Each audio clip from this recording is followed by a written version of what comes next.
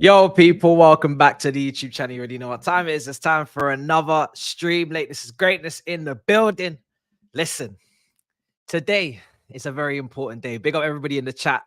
Very, very important game.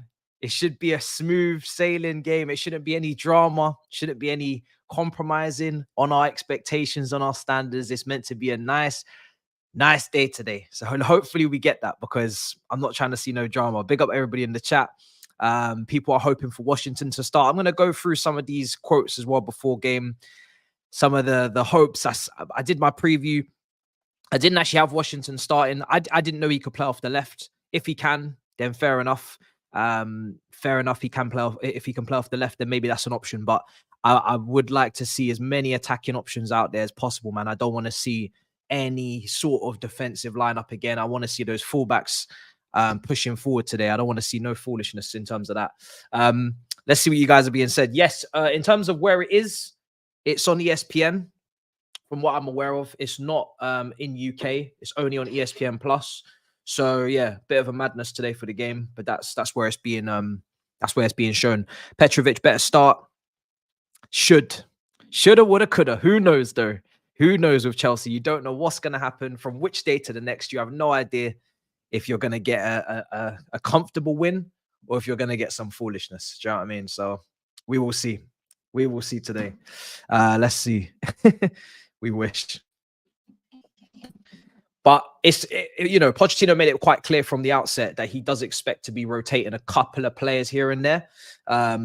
He does expect to be making a couple of changes, freshen up some players. I expect to see Leslie Okachoku start and then Caicedo maybe just given a little bit of a rest because he has been playing a lot of games and I think he was carrying something before. Enzo didn't play last match, so again, there's not really any reason for him not to play. It should be a very strong team, people, because if we win this, I think we're into the semi-finals, is it? We're in the round of 16. Sorry, we're into the quarterfinals if we win this game. And then we're one away from, those two-legged ties in the new year. So has to happen. Have to win this game. No excuses. If we don't win this game, I can only imagine the absolute bedlam that will take place on the TL. It will be, people will need to be going to anger management. It will be proper. It will be a proper war zone on Twitter if we don't win this game. Probably rightly so, to be honest. Rightly so. All right, let me go through what's being said.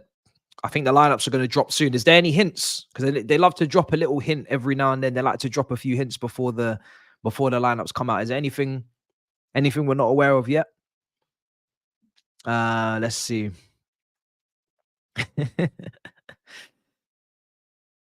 Nah, I don't know why that's in Cuckoo starting going on. He's not anywhere near available. He'll be back after the international break, I think. Hopefully, that's as good as it's going to get. After the November international break, you might see him, but you're not going to see him before then. You're not going to see him before then. You can't lose to Blackburn. No, we can't. They are what, 12th or 11th in the championship right now. They lost last weekend to Swansea at home. I mean, it just cannot. I can't even fathom. I can't even comprehend. Can't even contemplate any sort of result that isn't a win. And I don't want to see us go into penalties and just win it in normal time. 100%. Pochettino's quotes from earlier today says one of our most important objectives is to improve our home form and to give our supporters something to sing about. We all know that they crave success and want to give it and we want to give it to you, I think he means, and we also need our support to get there. This is in the Chelsea program notes before the game. He's calling for more support as well. He says, when there is a strong backing from the stands, the players respond to this. And when the players give the support 100%, then we see the fans respond positively in return. So let's do this together. I've been to Stamford Bridge a couple of times in the last few months. I went to the Wimbledon game and a few others, but he's not wrong. The atmosphere is not great. I wouldn't say it's great. It does more depend on how we're playing. It's not like we get it started and then the players maybe follow suit. The players have to do something for the crowd to get up on their feet. Let's put it like that. I think the away support is probably where it's at. But that goes for most teams in this league, to be honest. What's PYS saying? People are telling me that he's tweeted something. Oh shit, the team just dropped. Breaking news from Bobby Vincent. Oh. Ew, God. Team's out, yeah? This is from Bobby Vincent, so I'm not going to start typing yet. But according to Bobby Vincent, this is the team. Sanchez in goal. James at right back. Dasasi at centre back next to Badia Shill. So your old Monaco pair in there. Cucurella left back. Enzo Fernandez. Leslie Okachoku. Gallagher, Palmer, Sterling, Jackson. No Petrovic. According to this, no Petrovic. I mean, at least James is there, and we kind of were told he's going to start anyway. Little bit disappointed there's no Madueke and Palmer in the 10. I don't really feel like Gallagher's needed for this game. And yeah, the goalkeeper, maybe. Free Washington. Let me run a poll actually, because I never got to do this. I want to know who wanted Washington to start. So I'm going to ask, who would you have started? I don't think Washington's going to started in this match. Who would you have started in this match? Is it Jackson or is it Washington? There's a few people that are saying they want to see Washington free. So I just want to see. Poch is a fraud, Matisse. You ain't that guy, Kingsley. That last bit didn't make sense, brother. That last bit didn't make sense. You personally would have started Texas. What does that mean? You're going in that. You're going down that direction. Yeah, you're not going with the players anymore. You're going with the states. Okay. I think that, listen, the lineup is set to drop soon. I'm going to start typing it out. That team has broken via Bobby Vincent from Football London. Whether that's the actual team or not, we're going to find out. And I can confirm for you, it is the actual team. That is the team. The team that we just read out. That is the team. That is the team confirmed by Bobby Vincent a few minutes before it was officially released by Chelsea. It's exactly, or it's not quite exactly what I had here written down. I had Madueke. I had Madueke. And I had Matson. No Matson as well. Matson doesn't start.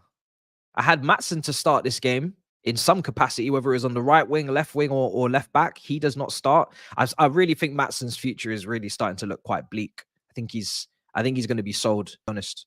I wouldn't be surprised, because we are trying to get rid of players in terms of, we have probably got too many players in terms of squad size. We've got 3 left backs on the books, even though he's not played there. I think he might be on his way out. Okay, so this lineup is confirmed. I'm going to get this on screen. The same lineup that I just read out, guys, is the lineup. So there's no Matson, there's no Petrovic, there is no Madueke, there is no Washington. These are probably the 4 names that you would have had your eyes on to play. At least we are seeing the Monaco centre-back pairing, which I'm really excited to see in Badiashile and Disasi. We know there were loads of quotes on those two. Oh, do you know what? That might be a little bit incorrect. Hold on a second. Yes, I need to make one change. Petrovic does not start. I'm really surprised about the Petrovic one. I'm not going to lie. We literally have no idea what this guy is capable of. We've had quite a few games where we could have played him. I'd say the Wimbledon one was like the standout game where it was, come on, it's like, how could he not play that game? We have no idea what our number 2 is even about. Bettinelli's been out injured for a while. I'm not really interested in seeing him. We have had no clues as to what our second choice keeper even plays like. What this team screams to me is that, he's basically going with the players he's going to be using in the run-in over the next, 5 games, difficult games that we've got coming up, and he wants to get some confidence into them. And he's not willing to use any of these fringe players at all at the moment. So Levi Cole on the bench. Sorry, guys, just typing out a lineup. I'm going to go to the chat in just a second. Matson's on the bench. Caicedo on the bench as well, along with Madueke. Matos again on the bench. Oh, this is crazy. And Washington's also there as well. Okay. And that is everyone, I believe. Okay. I wasn't expecting that. See what you guys say in the chat. Let's get that up on screen. I'll get Blackburn's team up as well in a minute. I'm going to get Chelsea's team up first. Up on screen. Okay, let's do this. So Chelsea's team. Let's get this up. I know there's some unhappy faces in the chat there. I know they're not happy with that team. Well, I know you're not happy to be missing a few players, that's for sure. There's a couple players. Why is that pull off to the side like that? There we go. Okay. Sterling starting. Yeah, I think Sterling is... I had Sterling to start because I didn't know... I didn't really know Washington could play on the wing, but I didn't also think about... I was never really going to really move Jackson to the wing either, because if Jackson's going to gain confidence, it needs to be in the striking position. What we need to see from Jackson is good penalty box movement today, getting on the end of things, and then obviously putting the ball in the back of the net. We know you can drop deep. We know you can dribble past players. We know you can link up with Palmer. What we actually need you to do is dribble past. What we need you to do is get in the box, be in the right place at the right time.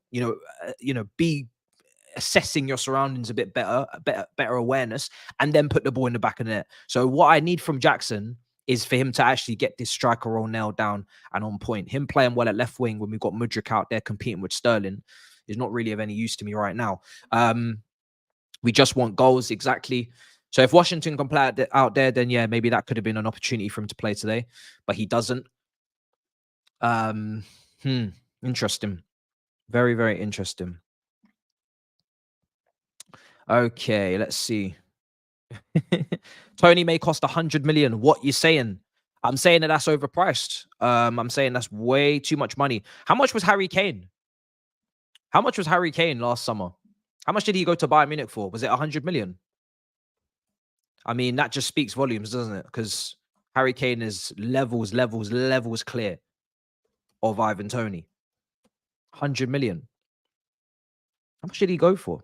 4-year deal, 30 years old. To be honest, I don't really care about Harry Kane's age because his game's never been about pace anyway. He's like Wayne Rooney. No, he's not even like Wayne Rooney, because Wayne Rooney started his career at age 16 at Everton, and he started, burst onto the scene, as Michael Richards would say. So he was always going to tail off a bit earlier than he should have, but didn't get great care of himself either. But Harry Kane's got those Wayne Rooney type attributes where he could switch play, drop deep, great striker of the ball. Rooney was quick, to be fair, when he was younger, but Harry Kane's never relied on his pace, and his career didn't start until maybe you could say 22, 23, was it? 24 even, maybe, when he finally started really breaking through at Tottenham. He's a bit of a late bloomer. So yeah, Wayne Rooney was finished before 30, what was it, 32? Around about then? 33? I think it was about 33. And he went to Everton, didn't he? But yeah. All right, let's see what's being said in the comments. People are happy, or they're not happy? Let's see what's happening. Huh? Come on, guys. Let's see. Are people pissed? What's everybody's thoughts on the lineup?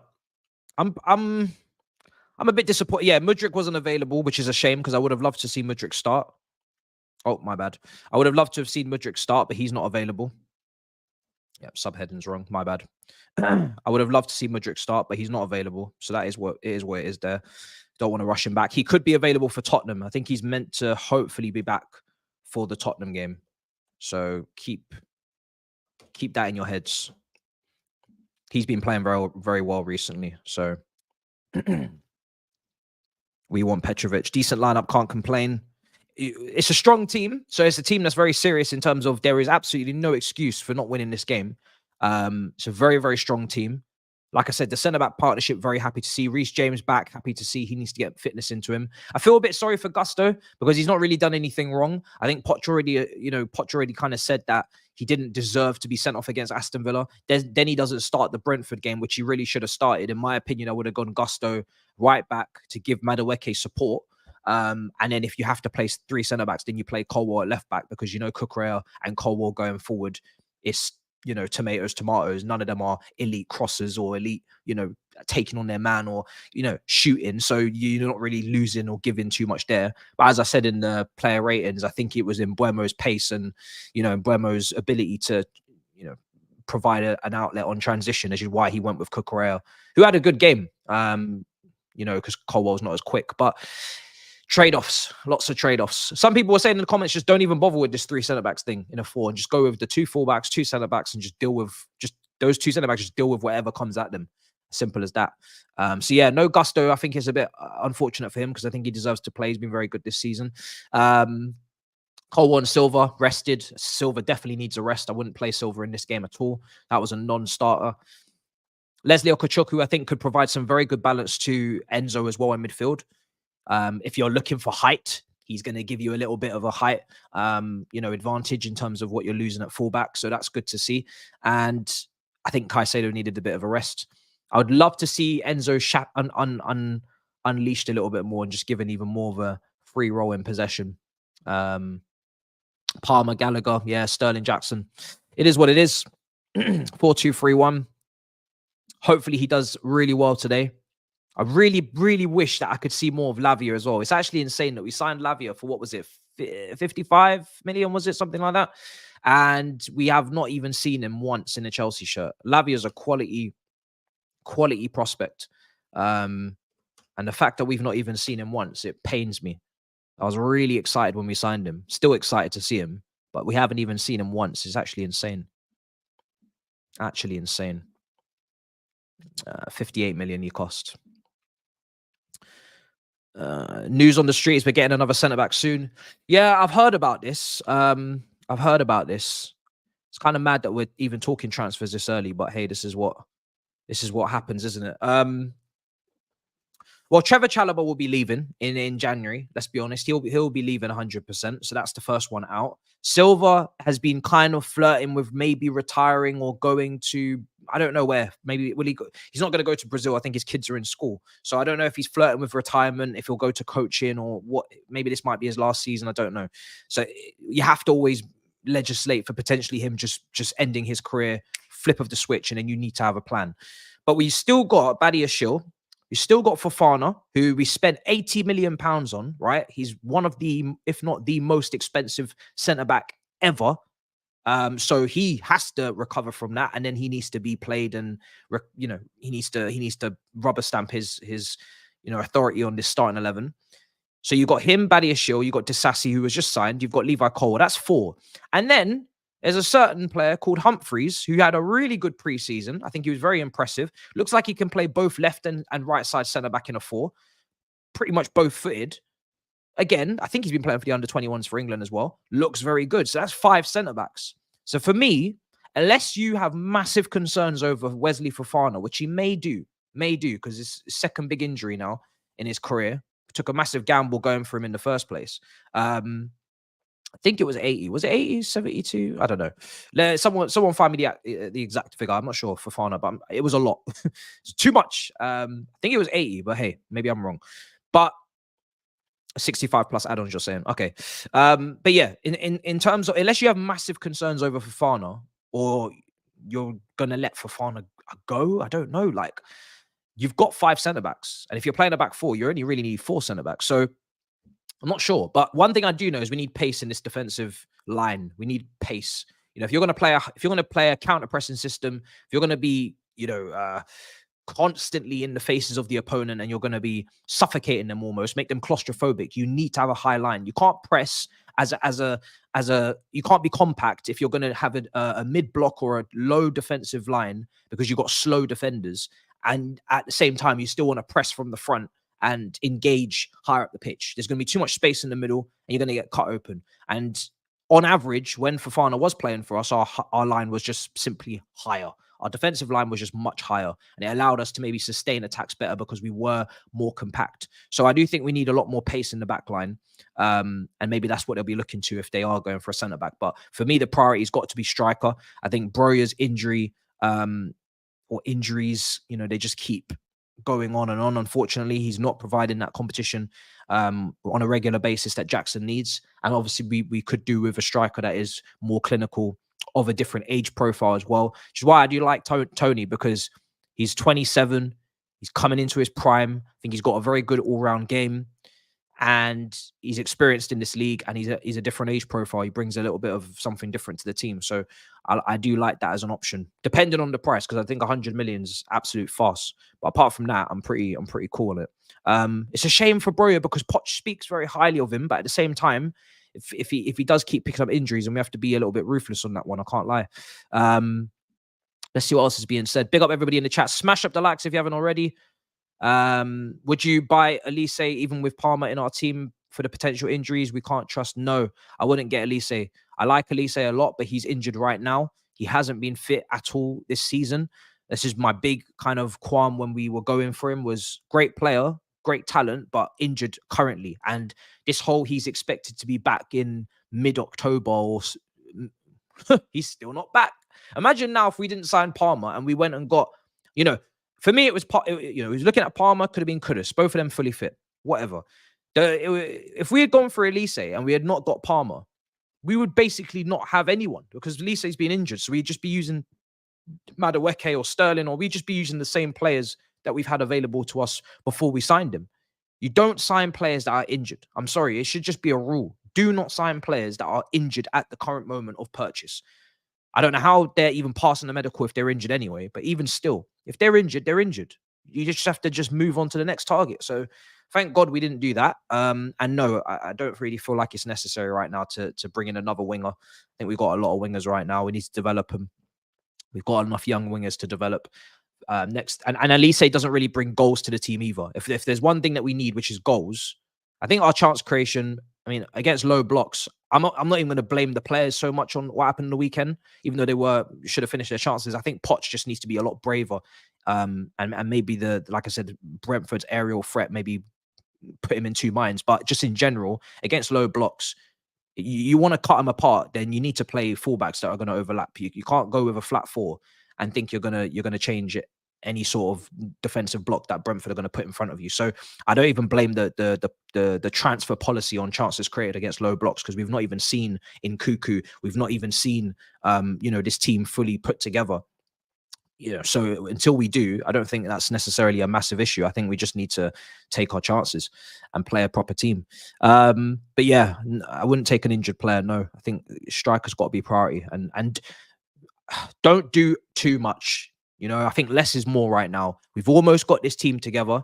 We've got players out that are coming back that we're forgetting about. Lavia's and Cuckoo's. Get these guys back and add just add a little striker on top there, maybe. So, a couple of, the goalkeeper situation is always going to have to be assessed in the future anyway. I think there'll be big improvements being made. Let's see. Yeah, the Sancho one is a non-starter for me as well. Absolute non-starter. Victor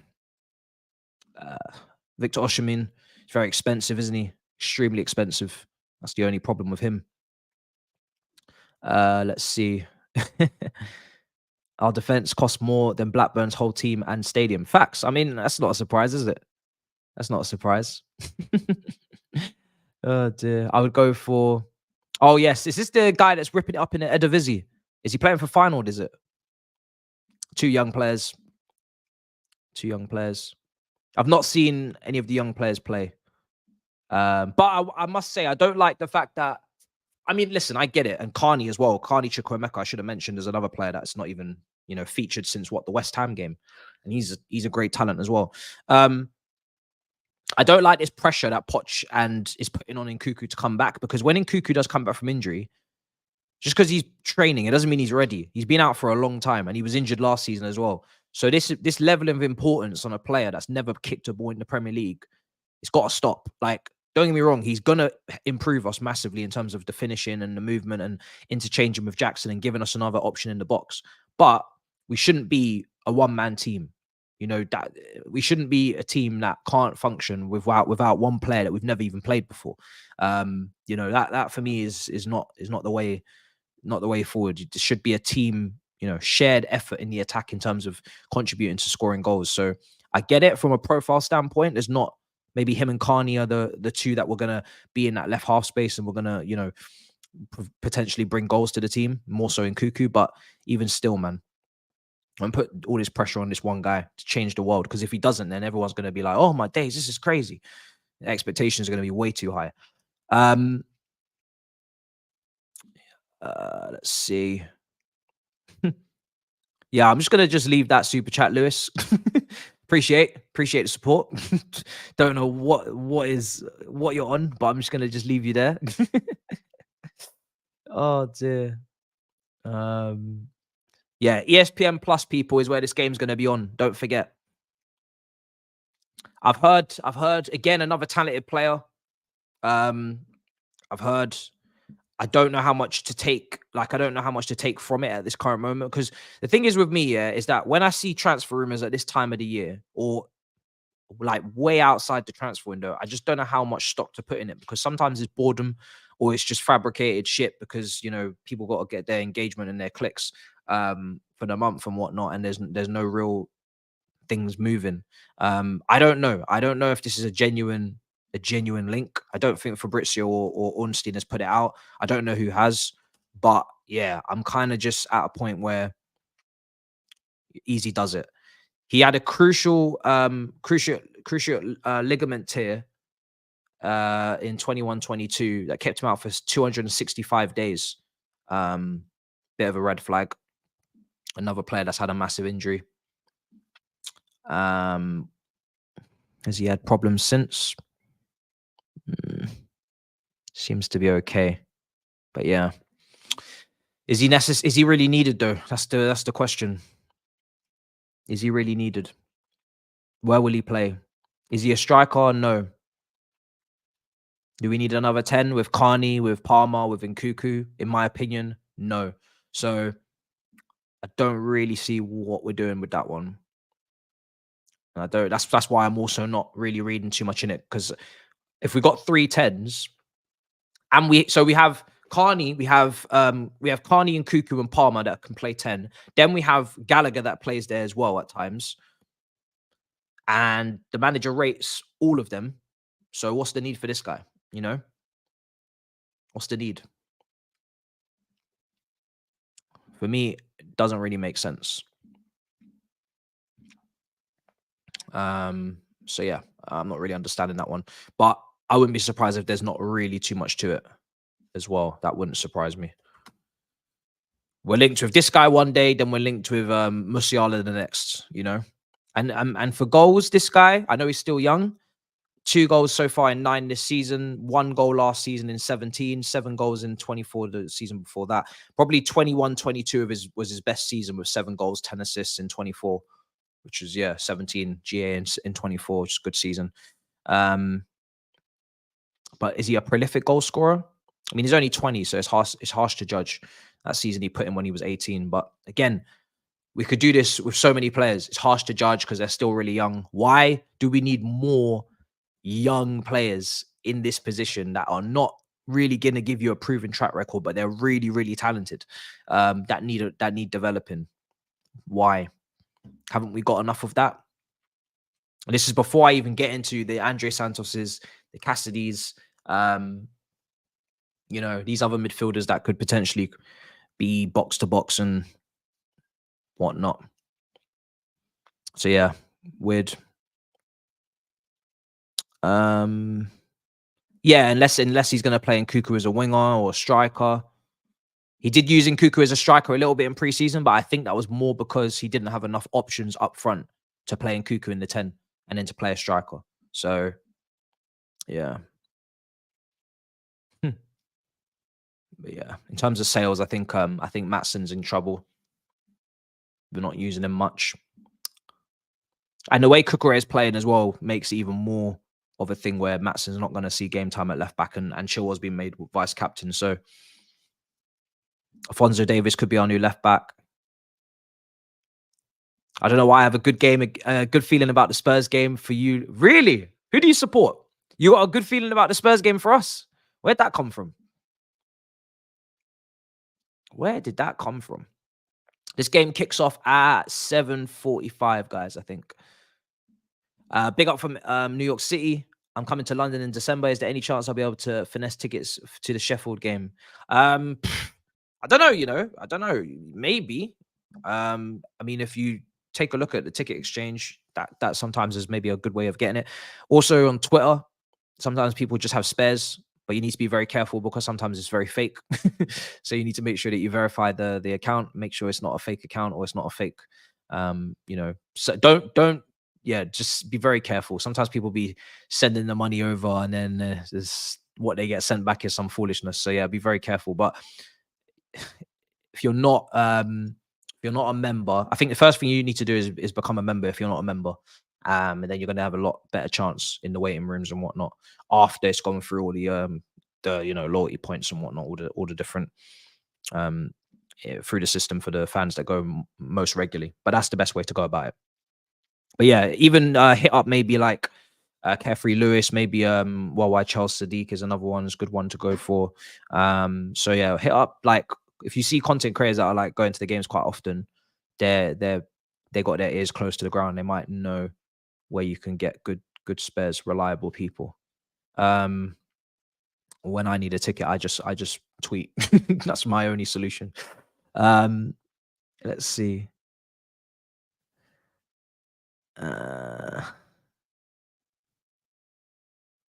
Yeah, Lewis always has somebody. He's a Strasbourg fan. Oh, sorry about what we're doing. I don't know if you care, but a lot of your fans are not happy. Angelo would have been perfect for breaking low blocks. Yeah.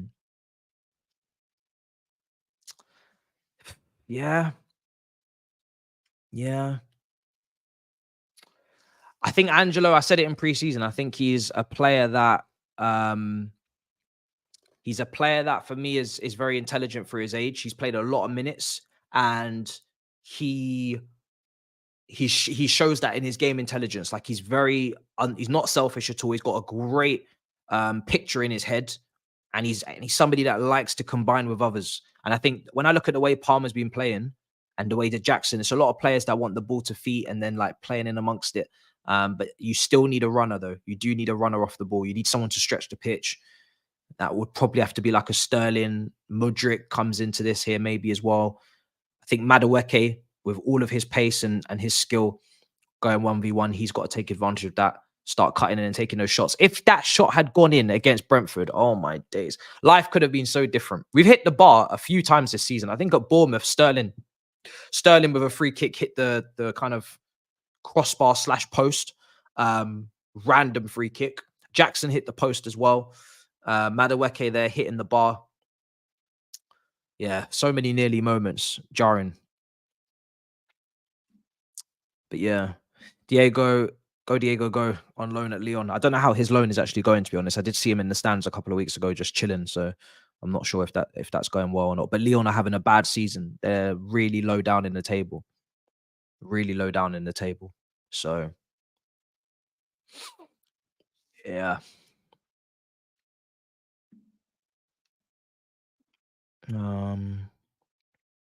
You forgot about that, brother. This is a young developmental squad, fault of the owners. The sooner we realize and accept that, the sooner to his mess we are. That doesn't really make sense. Will be somewhat easier to accept. Okay, the sooner the mess will be. The sooner this mess will be easier to accept, I guess what you're trying to say. Patience is a bitch.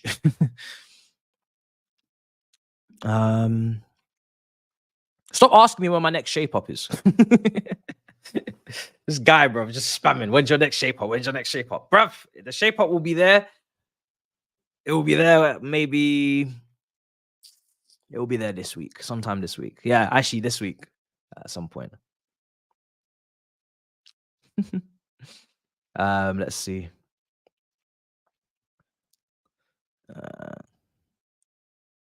What does this even mean? Oh, he's feeding Lacazette in Uber Eats. He got Player of the Month for Strasbourg, and I think Young Player of the Month for Ligue 1 as well. In was it September he got that award? I think it was, yeah, September. So he's doing very well. If he keeps that up, no problem at all. But there is no space for him to come into that squad next season unless somebody's leaving. Make that clear. You know, we got Palmer, you've got Mudryk, you've got Sterling, you've got Madueke. So someone's gonna have to move out the way. And in Nkuku's like your, kind of emergency wing option if need be to make it 5. So Madueke, Sterling, who knows? I think Mudryk should be fine. Cherky's another overhyped. Jesus. This guy is just on it from the get-go. Lyon are bottom. Ajax are bottom and Lyon are bottom as well. Let's get score predictions going actually as well before I forget. So 50% are saying that Washington should have started, and Jackson's got 50%. So that's pretty much a split. Chelsea versus Blackburn predictions. Let's see. Anybody who's followed or watched Blackburn this season, do let me know what to expect from this team. Any danger players in their lineup or in their team that we should be looking out for. Not that, you know, no disrespect, not that we should really have to even give it a second thought, but just in case something happens that I'm not expecting.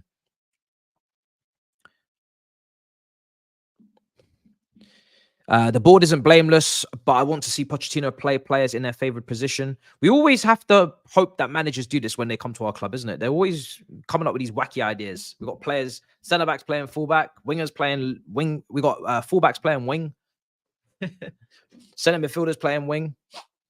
All sorts of madness.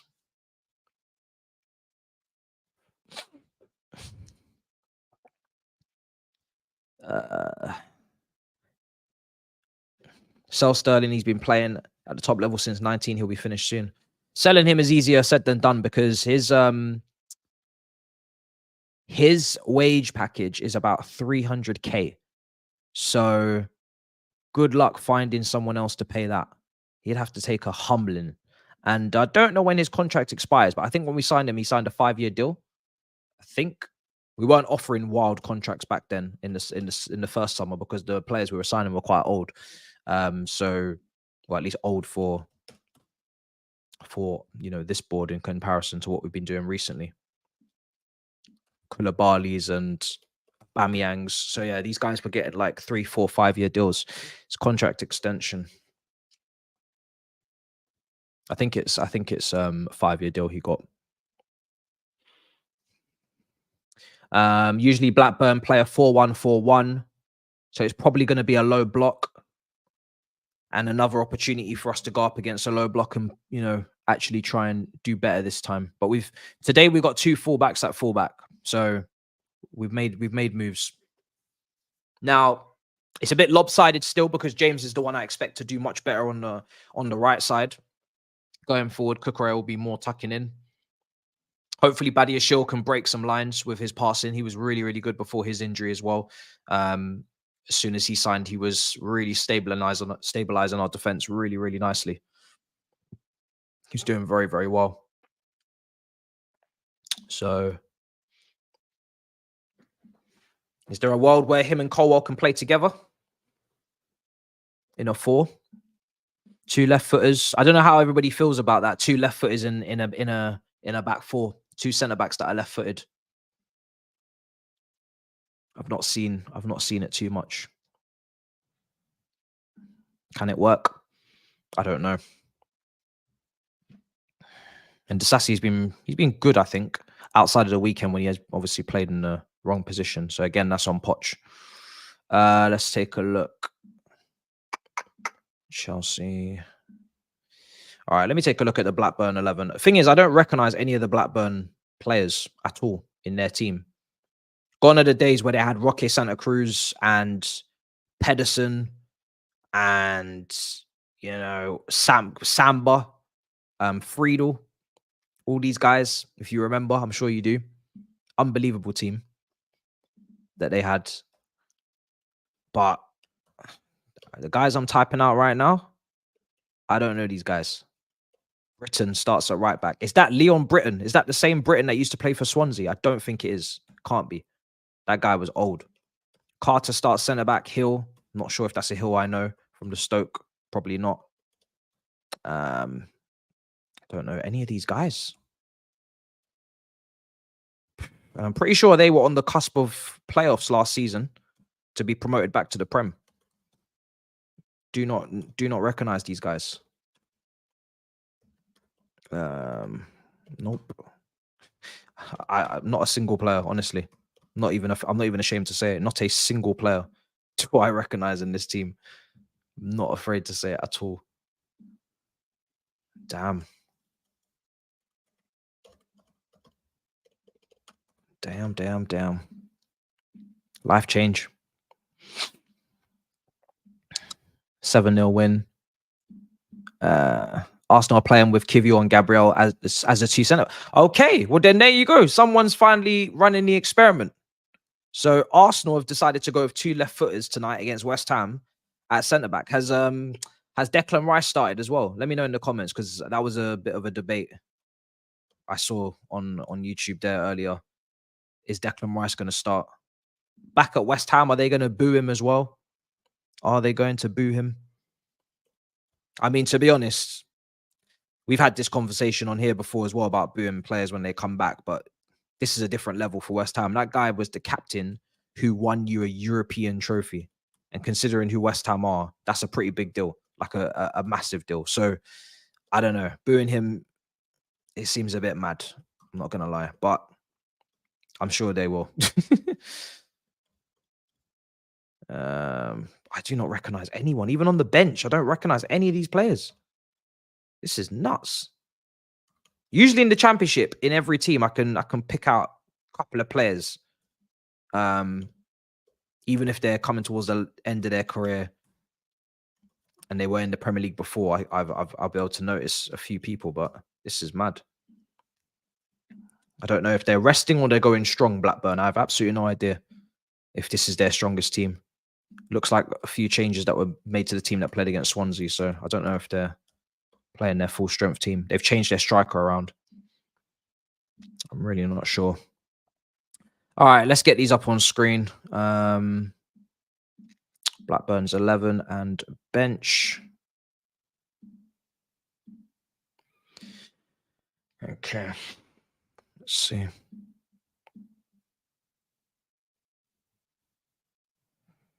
All right, Blackburn's team on screen now. Okay.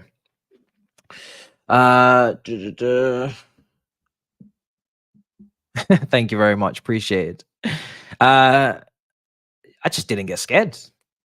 And also it doesn't help that I said this to them because I was never gonna fake it. I said, listen, if I'm not naturally like if I'm not scared, I'm not screaming. Do you know what I'm saying? Because there was the cameras and the lights and I can see where I'm going, I'm not really gonna get scared. But if they had it pitch black and I just couldn't see shit and there was no lights, no nothing, then I would have maybe it would have been a bit different. But I think because I could see everything, I was like, yeah, this is not gonna do it. I'm more scared of like real stuff, like snakes and stuff, you know, stuff that can actually genuinely cause me pain. Not characters. Let's see. ESPN Plus. Yeah, that's the channel it's on, ESPN Plus. Let me see if I can get it up now. It's 20 minutes till kickoff. It's mad. No game. So to be fair, we're playing at the same time as what? Newcastle, Manchester United are playing tonight. West Ham, Arsenal are playing tonight. So not really a surprise that we're not on TV. You probably would preference those two games, to be honest, over us. So yeah, not really shocked. Not really shocked.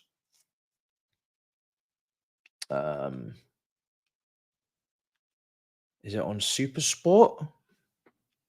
They don't usually fail us. Not sure.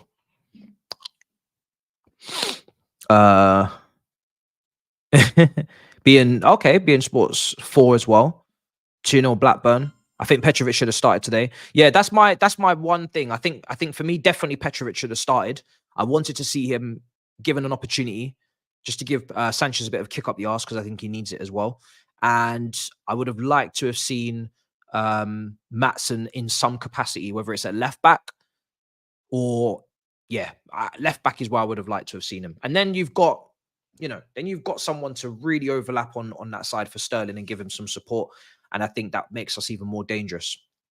Palmer and James is going to be a great duo down that side. Not so bothered about, whether he played 10 right wing. Would have preferred 10, but it is what it is. But I think for me, definitely Maatsen in that team and Petrovic as well. Because we know what Kukurea is going to give us, and we know he's going to be very important against the top teams now coming up. But I just want to see against a low block if we can have a fullback that actually can get forward and contribute, and whether Maatsen can actually play to a high level at left back as well. So we've not seen him in the Premier League at left back apart from that off the bench appearance where he was at right wing at the weekend. Then he moved left back. It was a bit of a mess. Let's see. I've not watched him. So I'm not even sure if I'm not even sure. Some people are like, what are all these names? Batty. Did I write that wrong? No, that's his name. Yeah, Batty's his name. Yeah, Batty's his name, bruv. I thought I'd like made a mistake. One of their names, so on the bench, they have Gamble, they have Hilton Hotel, they got Gamble responsibly, they got Batty, bro, they got Bear. Who else is on this bench? Yeah, Sigurdsson. Yeah, the Blackburn bench is mad. It's not the same Sigurdsson, no, it's not the same Sigurdsson. The Blackburn bench is a bit wild for people reading. Pickering, Carter, Britton, Hill. It's a proper championship lineup, isn't it? Proper championship. Makande. I don't even know, bruv. I don't even know.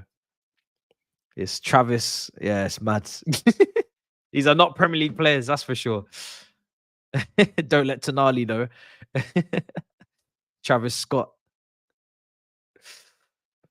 Oh dear. Dear. Some FIFA, some football manager generated names. Yeah. This Sigurdsson scored 2 versus Real Madrid in 2019 in the Champions League with Shakhtar. What? Okay. Interesting information you're pulling up there. Maybe he's the one to watch then, because I was asking. Proper ship lineup. Do you think our problem lies with the lack of link-up players, I'm guessing, or lack of bravery? The lack of link-up plays or lack of bravery for individual actions around the opposition box. I think there's two major issues for me, right? One, we don't get enough numbers into the box. So when we are having these cutbacks or we are having these crosses, there's not numbers in the box. Like we've got the wrong players in the box, more say. We'll have one of Palmer and then a striker, and then Cucurella was in the box at the weekend. But we don't take enough shots. We don't. But I don't think we have many shooters. You know, if you look at Madueke, not really a shooter. You look at Sterling, even though he gets goals, he's not a shooter like that. He's not of the level of like your Szoboszlais and all these other guys in the league that are like, you can see when they hit the ball, it's clean. Sterling is weird because sometimes Sterling will have a game where he's just cutting in and he's whipping them, and they're great shots. And then there's other games where he doesn't even get the ball 4 feet off the floor. So with his crosses, we should be taking more shots. Gallagher had one outside the box, I think, at the weekend. Then it just stopped. We need Palmer to be taking shots. It will have to be Sterling cutting in. It will have to be Madueke as well. But the reason why these wingers, for me, are not always in shooting positions is because these fullbacks are not providing any width or any sort of support. So when they're going up against 2 players at a time, and it's 2v1, it's like they're either going to get dispossessed or they're going to play the safe option. If they had a fullback overlapping, or even a Gallagher on the right, which is why I didn't like him play on the left side of the pivot. Even if Gallagher breaks from the midfield and overlaps on the right to give Madueke an option, just somebody overlapping so that when we get forward, these wingers can actually either use the overlap or they have a little bit more freedom and a little bit more option to cut in, and then they can take their shots. But when you got 2v1s, it's just not going to happen. It's not going to happen. I do think it's a bit of both, though. We need to take more shots. But we also do need to create more clear-cut chances as well. Against Brentford, that is other games we have, but that game we didn't. Arsenal game is starting. Didn't even see what the Arsenal lineup was, actually. Let me take a look. Did they rest? Because what we need, and I'm shameless about this, and I'm going to keep telling you guys, I'm very shameless. I want all of the top teams out today. I don't give a damn about proving myself against the very best or any of that. Yeah, I want the top teams out of this competition tonight. Arsenal's team against West Ham was Ramsdale, Zinchenko, Gabriel, Kivior, White, Vieira, Jorginho, Havertz, Nelson, Nketiah, Trossard. Knock that team out, man. Knock that team out. Arteta's rotating that midfield free. Yeah, man. Knock them out. Knock them out, man. Yeah, he's resting. And I'm looking at the West Ham team. It's very strong. He's got Bowen up front. Kudus starts. Benrahma starts. Paqueta starts. Alvarez, Souček. That's a very attacking team. Yeah. Knock them out, West Ham. Knock them out. Liverpool go to Bournemouth. Don't really have hope there. Endo starts in midfield. Harvey Elliott starts. Matip, Gomez, Timikas, Jones. So quite a bit of rotation there, but Szoboszlai and Salah's starting as well. And for Manchester United against Newcastle, I think, is that team not out yet? Teams should be out for that. Teams should be out for that.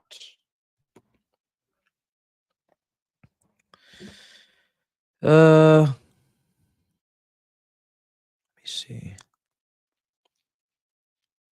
Kudus, yeah, starts. Do you want to play against low block West Ham? No, I want to play against Exeter. I want to play against Exeter. Who went through yesterday? Bruv, I'm shameless. I want Exeter lost. Give me Port Vale. Port Vale beat Mansfield. Give me Port Vale or Middlesbrough. Exeter lost 3-2 at home. What league are they in? League One. Okay. A lot higher than I thought. Middlesbrough through, Port Vale through. Give me one of those teams. Ipswich play Fulham. Give me one of those teams. Everton, Burnley, both of them. Well, Burnley, to be fair, the way they play on the company, if he's still there at that time, I wouldn't mind them again as well. Everton might be a bit more tough.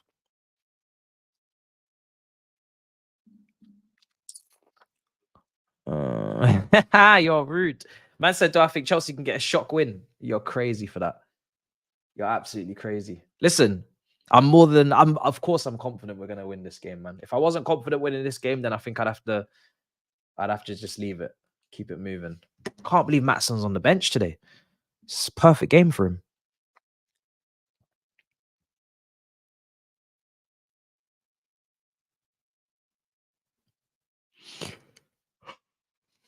I'm sorry, Matt. As an Irish person, I've got to warn you about Super Andrew Moran. He's different. Sorry to make your bad year worse. This is Nathan. Yeah? Is he good? Okay. I hear you. Okay, no problem. Sounds like I need to be awake. Okay. I'll be keeping an eye on him. Not a problem. Not a problem. I'll keep more than an eye on him. Do you know what I'm saying? Because I have no one else to keep an eye on apart from some of these players on the bench like Gamble and Sigurdsson and Batty. So yeah, we will be there. We will be there. Wow.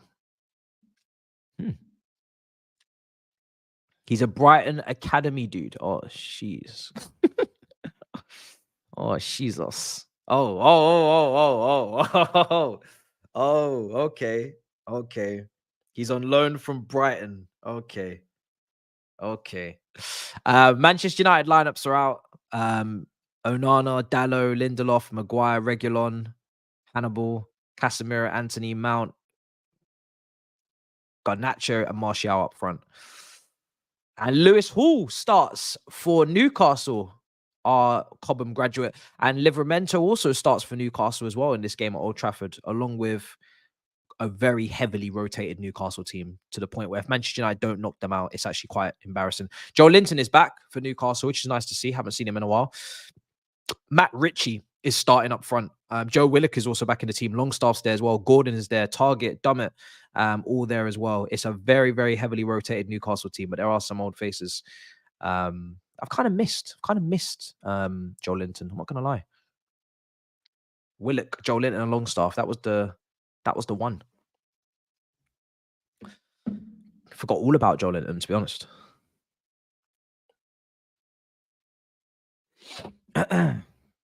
Dead team. Yeah. Oh, he's cooking. Oh, really? You've just looked at his stats. Oh, we got something serious on our hands here, yeah? Let me take a look at these stats for this guy. Is he it's what is this? Striker, or is it for Blackburn? Is it? Let me take a look. Yeah, is he a striker? I think he's playing up front. Oh, he's got 0 goals and 10. Is this your guy? Is this your guy here? Yeah? 0 goals in 10 games. Is this your guy? That I'm meant to be. He's a midfielder.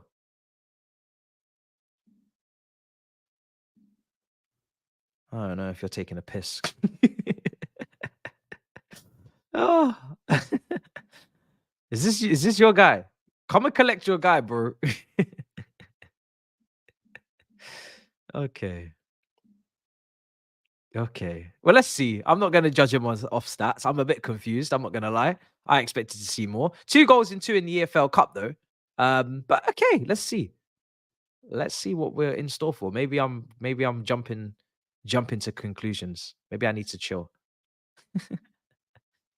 Oh, damn. Damn. ESPN Plus, people. That's where you'll find it. Make sure you smash up the like, subscribe. We got some big boy collaborations coming up for this Tottenham game. Fuad is going to be in the studio, my studio. Looking forward to that a lot. Second guest. So yeah, it's going to be good. All right, cool. This game's going to kick off in about 10 minutes, people. Everybody's kickoff times are completely different today as well. It's very strange. Where's Saeed? Need to go troll him. He's probably at the game. Or they're at home, isn't it? He's probably at the game. ESPN. So if you go to ESPN Plus 6, I think it is, then you might find it. Something like that. Not that I would know, because I'm clearly watching this in South Africa from SuperSport in Johannesburg. But, you know, if you were wondering.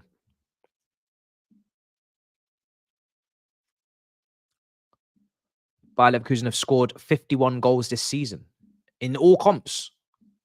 Let me take a look at the leagues, because I've not been watching. 25. Oh, shit. Yo, what is Xabi Alonso cooking? Oh, my goodness. He's unbeaten. 8 wins in 9, 1 draw, 27 goals in 9 games, 8 conceded, 25 points, 2 clear of Bayern Munich. What is that man cooking? Is that the next Real Madrid manager? Xabi Alonso. What is going on over there? What is that man cooking? Boniface and co? Bonified and co? Xhaka? Xhaka going to win the Bundesliga? Grimaldo, yes, I remember as well. The left back, left wing back, baller. El España, Frimpong as well. Mad. Tabsoba. Interesting. There's a lot going on in that team. Very exciting. Who else did they lose? They don't lose players recently. Diaby, that's it. They lost Diaby. That team literally just lost Diaby. Imagine if they had Diaby as well. Oh my days. Damn. That team just lost Diaby and that's what they're doing. Vertza, yeah. Just lost Diaby though. And Hudson-Odoi flopped there. Yeah. Just lost Diaby though. That's a stinger, I can't lie. You see it all the time, man. Best player in the team will leave and then they'll go and cook and you just think you were so close. It's like that meme where the guy's hacking away and he's almost at the diamonds and then he just turns back. Kind of like Harry Kane with Tottenham. Postecoglou's cooking. Harry Kane would have absolutely scored a bundle of goals just in front of Maddison. And he's digging at the diamonds, digging for those diamonds. And he just turns, you know, with his head in his hands just before he's about to get there unknowingly. It happens so often. I think Atletico Madrid won a title after Partey left as well. Peak.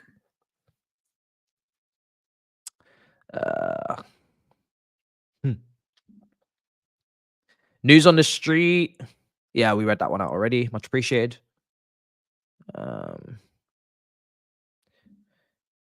Kudos to you for continuing these streams. Don't know how you're still saying supporting this new Chelsea. Such a roller coaster of emotions. It is insane, bro. I can't lie. It is a lot. But I've said it before. Like, if this team were to get relegated into the Championship and they were playing Blackburn more often and they were playing, I don't know, Charlton and Sheffield Wednesday, I'd still be doing watchalongs. 100%. I'd still be doing the watchalongs. You know, so we're here, innit? Regardless. We're here regardless. And I think as much as this is a very painful experience, this last 18 months or last 12 months, I guess,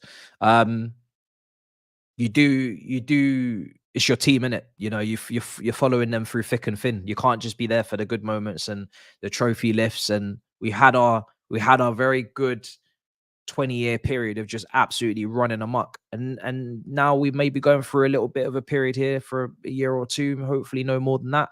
but you have to be there regardless. You have to be there no matter what. Do you know what I mean? You have to be there no matter what.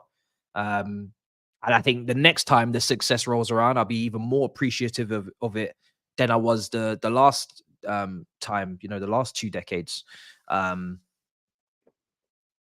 you know, because even that team before Roman came in was a very exciting team. You know, Ada Gudjonsson, Hasselbank, Zolas. You know, it's not exactly down in the doldrums. I mean, Ruud Gullit, you know, that team was still finishing in fifth, sixth, you know, sometimes even in the top 4, third.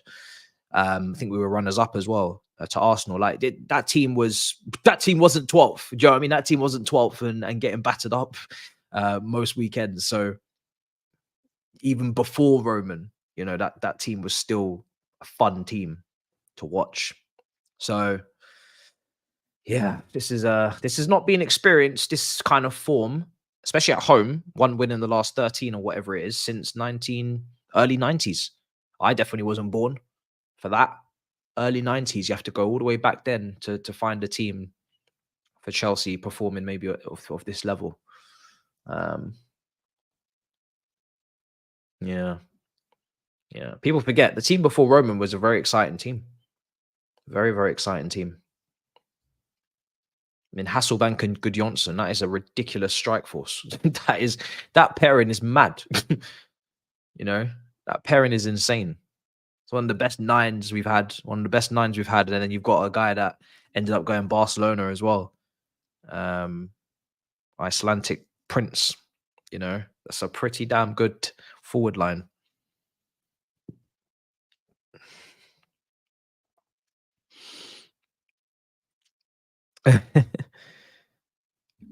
The commentator just called Chelsea wounded animals. Oh my days. We need to fix up, man. This is ridiculous. This is actually ridiculous. Oh dear. All right. Desai. What a defender. Dennis Wise. Yeah. Sometimes I wish I was like born a little bit earlier to just support from the late 90s onwards. I think that would have been like that's when we started being pretty cool. That's when we started becoming a quite cool team. Late 90s, 98, 97, around about then. Would have been a nice time to start. Because then you're getting the rise, but you're not getting flooded with success as well. So you're getting a little bit of the, you know, a little bit of a blend. And then you get everything after that, which is just insane. Being Sports 4 is another one you could look at for sure. Okay, let's go to the Watchalong lineup. Watchalong, there we go. Let's go. All right. We're about to kick off very, very soon. Timer will be on your screen very, very soon. So bear with me there. Just waiting for them to go through their graphics on screen, all of their lineups and whatnot. I'm going to end that poll for score predictions as well in a moment. I'm going to get this time in a different font for you guys as well. If you cared, if you got food in the oven, you need to know what time it is. I will be there to provide the time in the bottom left corner in a different font. Might be helpful, you know. Let's see. All right. Reece James back being captain as well. He gets the armband back. He really now needs to stay fit. I can't say this any more clearly. He needs to be fit for the rest of the year. Can we just get to Christmas, brother, please? Can we just get to Christmas with fitness? Needs to be fit and available for the rest of the year, man. And then we can go for the season, but captain needs to be available. Today we are in America. We are in Houston, Texas today. ESPN Plus. Thanks for asking. I'm not even going to start doing an accent because we already know how that's going to go. Left. We're about to start soon. Get this timer ready. We're about to kick off. Let's see if I can be on time for once.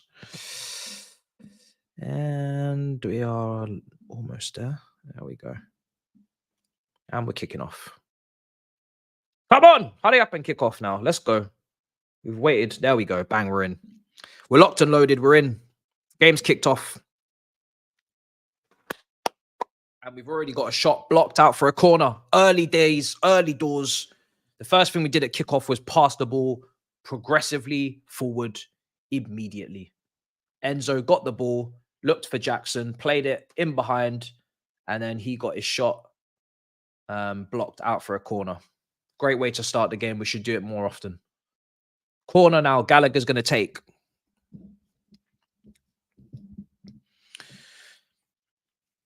Gallagher with the corner. Ball in. Header. Flick. Cleared away. Unlucky. Oh!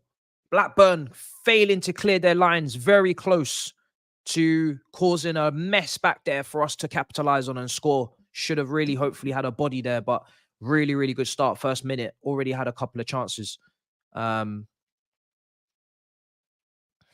I remember at the start of the season, we used to start a little bit slow, and it was a running theme throughout the first few fixtures. We were starting games really slowly. Took us like the first 15, 20 to get into a game. And then recently we've been starting games fast, like Arsenal, like the Brentford game, but then not capitalizing. So if we could do a full 90, which most teams don't, but if we could do even a, little 75 maybe, that would be great. Sterling, go on, receive, turn, lovely, go on. Oh, unlucky. Come on. I want goals today. The last time we played Blackburn in the Prem would have been Ancelotti's season, I think.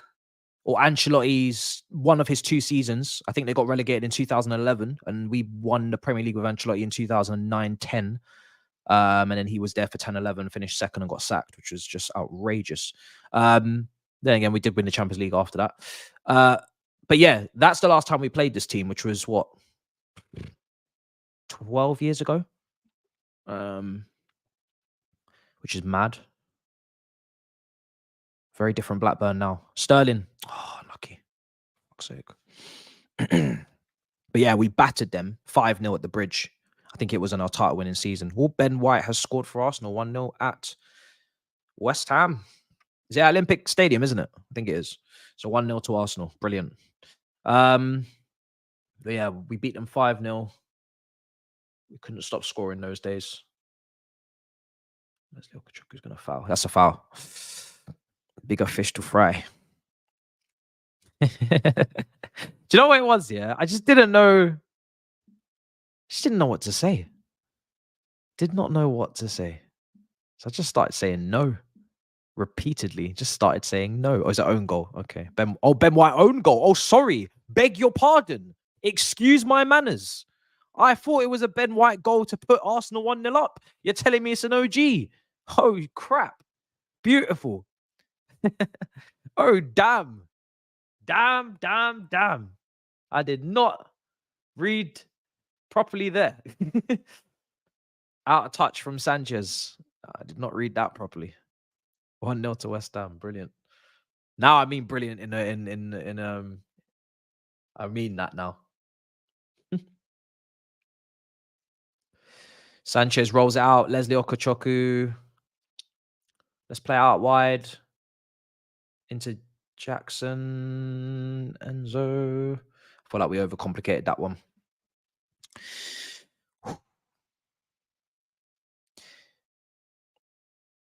There's no Chelsea stream. Not live in the UK.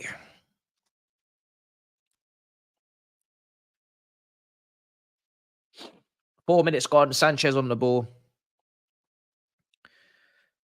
Out wide now. Right side. Go on. James.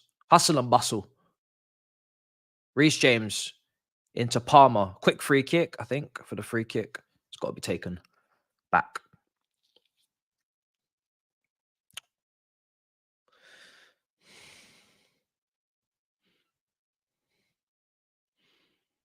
I'm praying that Reece James stays fit, honestly. And that he has a good game today because he's been rusty since he came back. Reece James into Gallagher. Loads of space. Loads of space. Sterling. Back into Gallagher, please. Okay, holding on to it a bit too long, kind of slowed the whole attack down. Oh my days, that pass from Disasi. Jesus, what are we doing? What are we doing? I went to the game at home to Wimbledon, and it's fair to say that we did not play very well in that game either in the first half. Madueke was probably the only player that actually played well. We only won it 2-1. We went a goal down with a penalty conceded. So not taking anything for granted after watching that one in the flesh against a League Two opposition. So yeah, today we need to be serious. We really do. We need to win this trophy. West Ham decent at home. Well, I bet Arsenal are playing a heavily rotated team, to be fair. Nelson is up there with Nketiah and Trossard, and then they've got Jorginho, Havertz, and Vieira in midfield. It's a very, very lightweight, weak midfield. I expect West Ham to absolutely bulldoze through that with Alvarez and Souček. So Jackson's offside. Oh, Jackson's offside.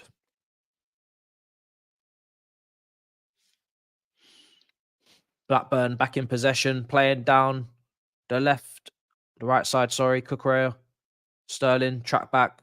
Oh my God, he just bypassed him so easily. Shot. Wide.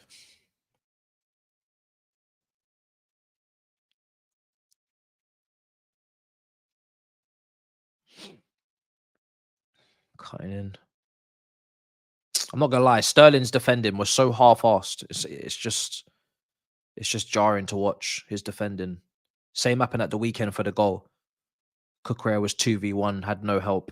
But that even that there was just lazy. He didn't even try and stop him. He just let him cut in. I appreciate you might not know what footy is. Maybe you're not an expert on the opposition. Especially as an attacker, you're not gonna probably do your homework on that. But come on, man, make it a little bit more difficult. You may as well have been a ghost. Palmer, oh, he does brilliantly, brilliant. Reece James, loads of space.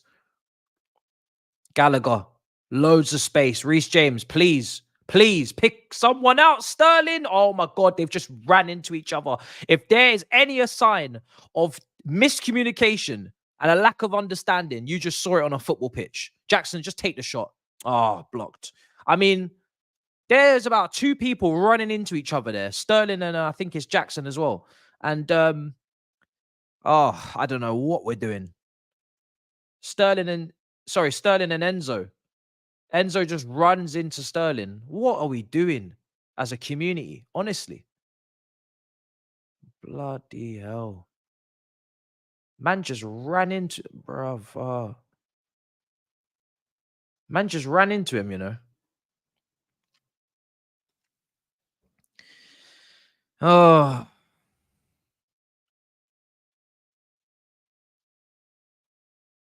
That was a bit of a mess.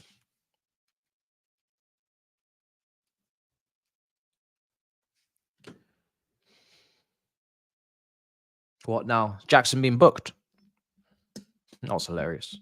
It was, but yeah. Young player not tracking back gets benched. Ball in.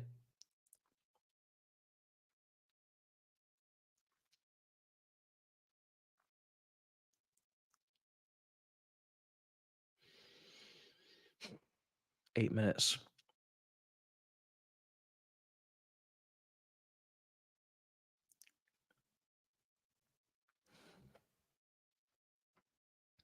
Here's Enzo. Ball's got away from him a bit. Sterling on the left. He's going at his defender. Sterling going round the back. Corner.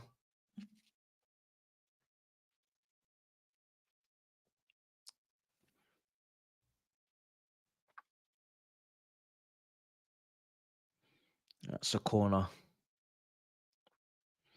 When you go as well, it's when you realize how short players like Enzo and Sterling are. Like, these guys are so short. It's insane. And I'm quite tall. I'm average height. I'm 6'1". when you see how small these guys are, my days, these guys are so short, bruv. I couldn't believe it. When I was seeing them in person, I said, raw, you man are tiny. What's Enzo? Enzo's height? Round the back. Cut in. Ah, cleared. What's Enzo's height? Was he 5? He's got to be like 5'10". No, he's not even that. Must be. He's 5'10", yeah. He is actually 5'10".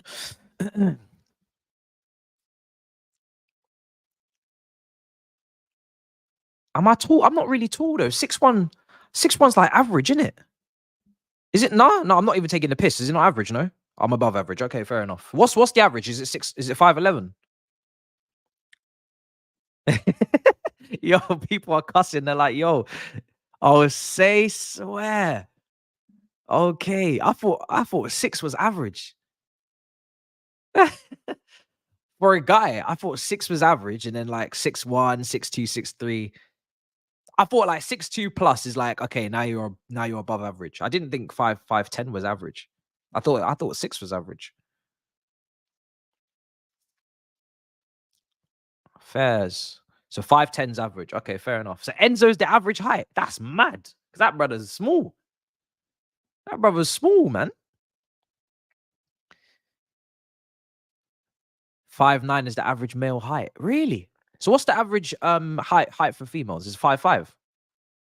Must be like 5'5", 5'4", something like that. That's crazy. Iceman is 4'8" guarantee. Yo, how tall are you? How tall are you?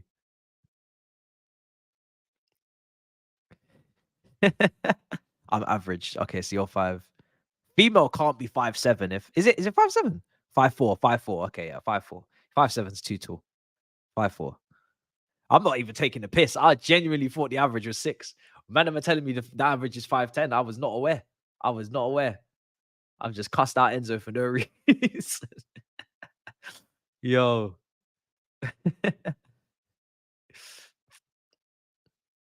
That sucks. I'm not gonna lie. That sucks.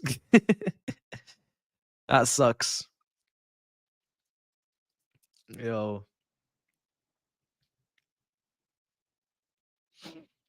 Any of my 5'10" brothers, I'll be lifting them up to help them. You know what I'm saying? I'll be lifting them up, taking the absolute piss. So they can get the top end of the kitchen cabinets, bro. I'll be lifting them. Even if they can reach, I'll still be lifting them. Shout out to the shorties. Yo. That's the worst thing you could do is call any guy who's 5'10", call him a shorty. Because usually you refer to a girl as a shorty, right? So if you start seeing guys that are 5'10", just start calling them shorties. I'm telling you. I know that outrage will be insane. No, Sterling is so small. He's really, really small. Sterling is, I don't know what height Sterling is. He must be like 5, maybe 5'8". I don't know. He's short though. He's short. Shorties. Do you think Crouch gets scared of his legs snapping in half? Yo, I'm not gonna lie. I would not want to be that tall. I would not want to be that tall. That's the type of height where you got to start ducking down in your own house every time you're going through door frames. You're hitting your head. Do you know what I mean? You can't get on public transport. Like it's just you're couldn't be doing it. Couldn't be doing it. You got to get the XL Ubers, extra leg room. Yeah, man. You're just an inconvenience at that height. I'm not gonna lie. You're just inconveniencing. There's no deep end in the swimming pool for you.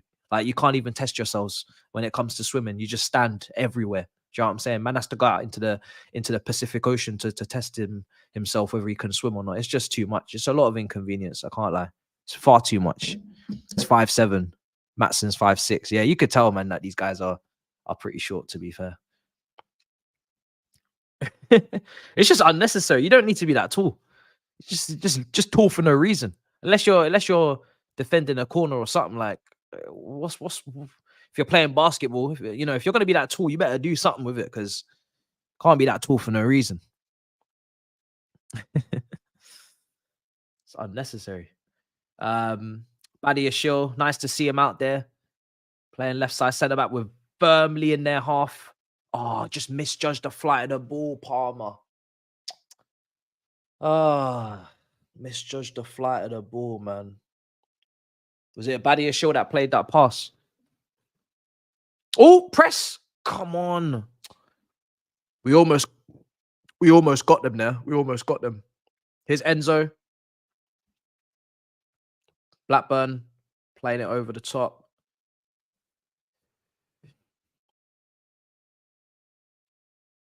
Okay.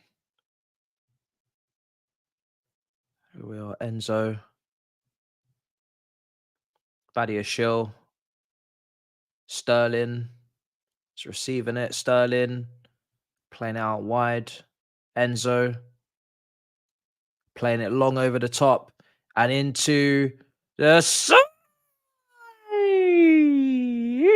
Reece James almost.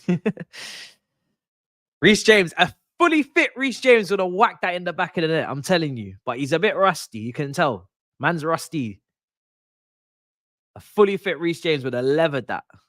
Good connection, but not quite. Great ball from Enzo. Brilliant ball. My height is amortized. Man's your height is amortized. Separated over years, yeah? If you're young and you're still growing, then yeah, it is amortized. But if you're not, then I'm afraid to tell you that this is the final fee. This is the final figure. I'm not gonna lie. 6 foot, 5'4", whatever you are, it might be your final fee. There's no add-ons. There's absolutely no add-ons. So if you think you're having add-ons and you're age 23 up, you're not having any add-ons. This is the flat basic fee. You have to get used to it. Blackburn on the left. I can't believe what I just read. I'm trying to pretend like I didn't see it, but someone just said that Reece James definitely asks his girlfriend to step on him. I don't even know what that means, but I don't want to know. I don't even want to know what you're insinuating. Like, what are you even saying? What are you saying over there? Nathan, it's Nathan as well.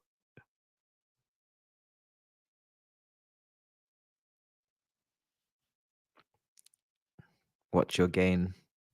You're clipping. I'll have to check. Cucurella.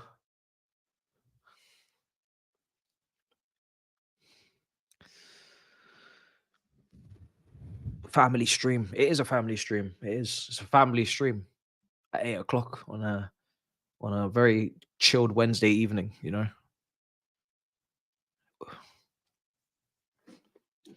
I must say though that we need some goals on this stream. 17, 18 minutes gone. You know what I'm like with this club. I need an early goal to calm my nerves. Win it, win it. Let's bite. Oh, we won the ball there. Oh, referee, are you taking the piss? He got the ball, no?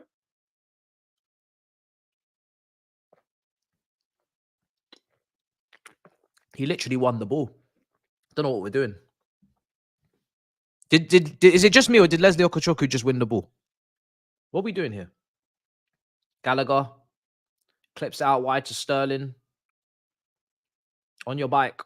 On your bike, brother. Oh, my days. Sterling, I swear to God, you're going to kill me right now. What are you doing? Enzo wins it back. Gallagher. Why? It's just laziness from Sterling, man. It's just laziness. That's all it is. It's just laziness. That's all it is.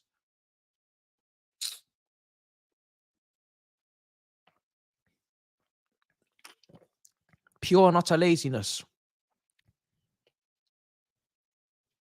Cut it. Oh, my days. Well done. Leslie Okochoku's doing well. Cutting out these passes. Jackson, please just lay it off. Oh, my days. What is wrong with this football club? Okay, this guy's clearly left-footed. All he wants to do is just cut in. All he wants to do is just cut in all the time. Number 18, I think it is. Oh. Oh, my God. Oh, my God. So lucky. It was Badia Shaw that came across, is it? Man just ran. He knows that Sterling's not covering nothing, so he just ran straight. He's like, yo, I'm bulldozing through here, man. Sterling ain't coming across. It's good defending from Badia Shaw.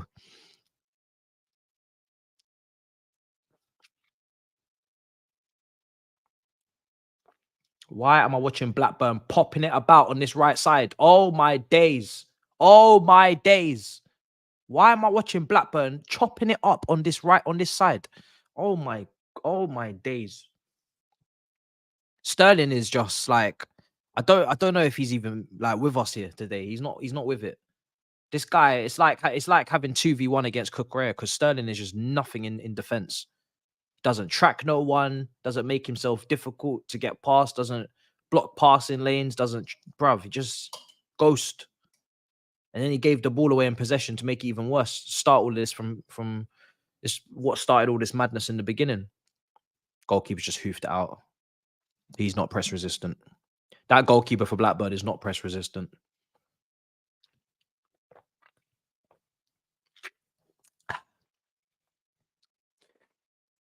Oh my days.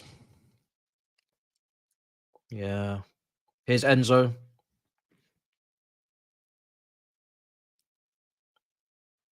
Palmer. Enzo. Oh, what is that? Come on, guys, man.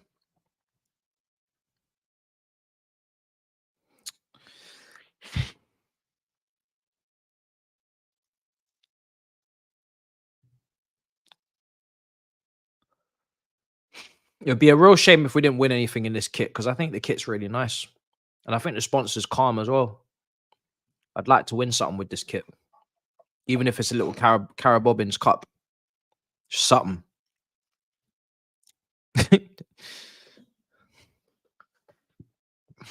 Enzo. Gallagher. Palmer. Oh, wonderful turn. They're tugging at his shirt as well. Look at them. Ref. Free kick. They're tugging at his shirt, man. Yeah, book him.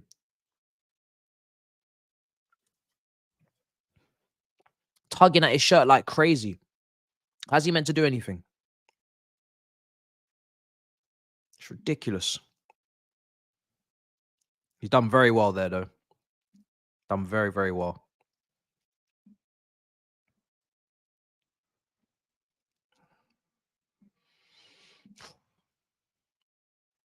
Free kick cleared away. That'll be out for a corner. Yeah, the kit's clean, bro.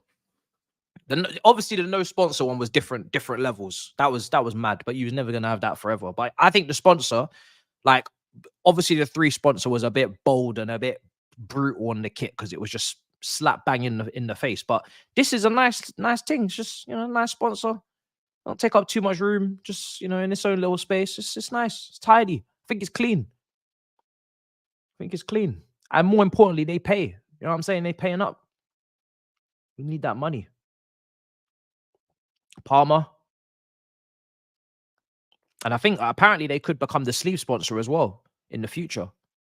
I think I read something where they might look to extend to be the sleeve sponsor. That would be good as well. Oh, is that Jackson again? Go on. Yo, some support, please. Palmer, nice. Cucurella. Enzo. Good. Who's this? James. Reece James. Shot. Oh, Jesus. Ay, ay, ay. Oh, my days. That was so close. Just wide of the post. I don't think it could have got any closer than that. Really, really don't think. It's literally brushing the paint on the post. Oh. Look at that. This is the angle here. This is the angle. Look. Oh, it's millimeters, man. It's millimeters. Really good effort. I thought the shooting opportunity had gone, but he managed to still sneak one in. Imagine, how can he be one of our best shooters at right back? Crazy. Gallagher, I swear, if we do not find something from this moment, Sterling, left side. Gallagher. Ah!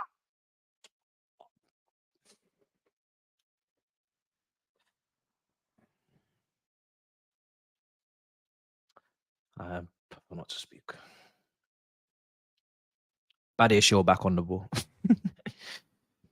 These guys, man, they make your life so difficult. Why he Wizzy at left back? Oh dear God. Sterling. Jackson. Palmer. Oh, Gallagher. We might have to find a position for Jackson as like a ball carrying box to box midfielder or something. Enzo. Oh, saved. Good save from the keeper. Might have to turn Jackson into a box to box midfielder. I might have to make him into a Joe Linton, you know. I might have to do a video on this. Jackson, the new Joe Linton, because this guy can carry the ball, links up quite nicely. What am I cooking? What am I cooking? Action Jackson, box to box midfielder. What am I cooking?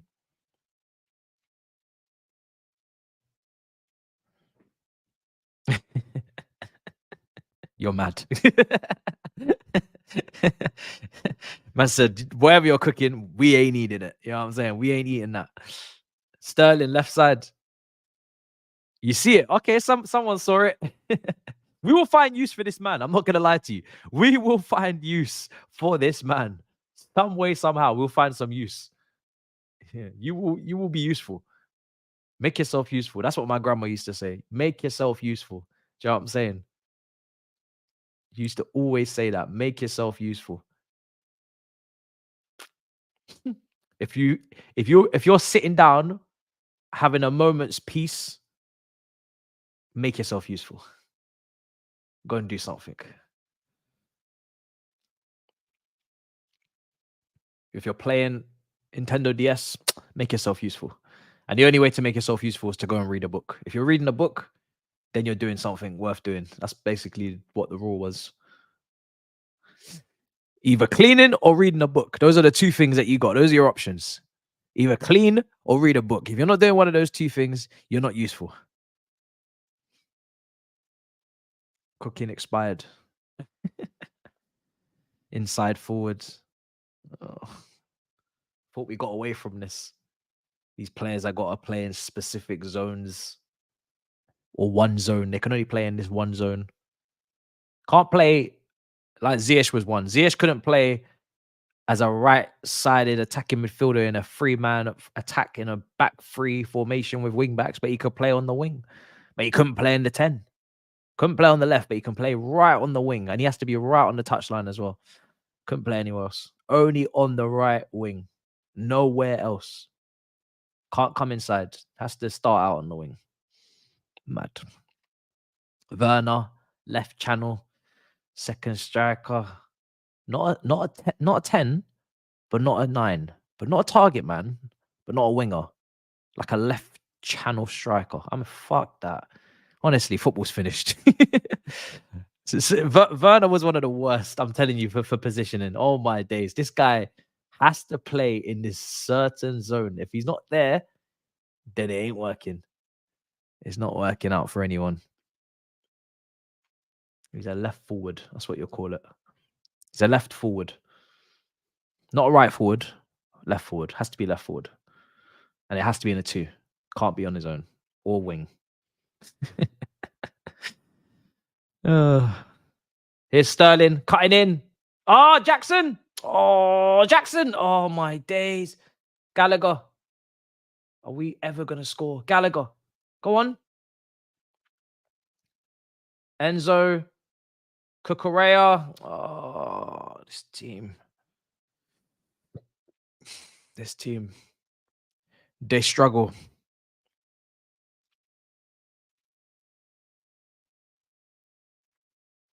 Just couldn't sort his feet out quickly enough. What he really needed was just one touch left foot. You know what I mean? That's but he had a lot of players around him. Gallagher, he needed to know where he was. Deflected out for a corner. Good save from the keeper. It feels like we're getting closer, but until it actually goes in, then we'll never know. We'll never know.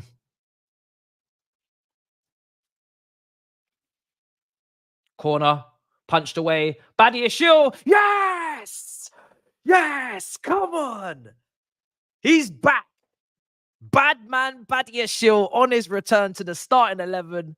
And he's the one that puts the ball in the back of the net. Who knew? And I think it was, who was it? Was it Disasi that was saying that he needs to score more goals? Well, hold that. I'm sure that's what they're whispering now about as well. After saying on Chelsea TV or wherever it was, you need to score more goals. All right, cool, no problem, brother. I can't remember who said it to who, but one of them said it to one of them. Badiashile on his return gets his goal. Big Ben himself, Badman Bandy. You know what I'm saying? Badman Baddy.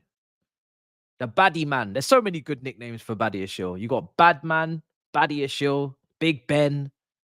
Do you know what I'm saying? Bruv, loads of nicknames for this guy. Love it. And it was actually such a cool, calm finish as well. Just take a look at that again. Keeper punches it out. Goes past Jackson. Left foot, side foot. Ah, calm as you like. Cool as you like.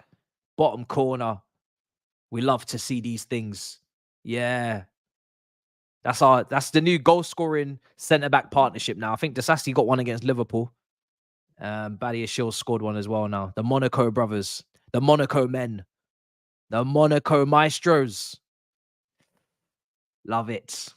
The Monaco maestros. And you know what?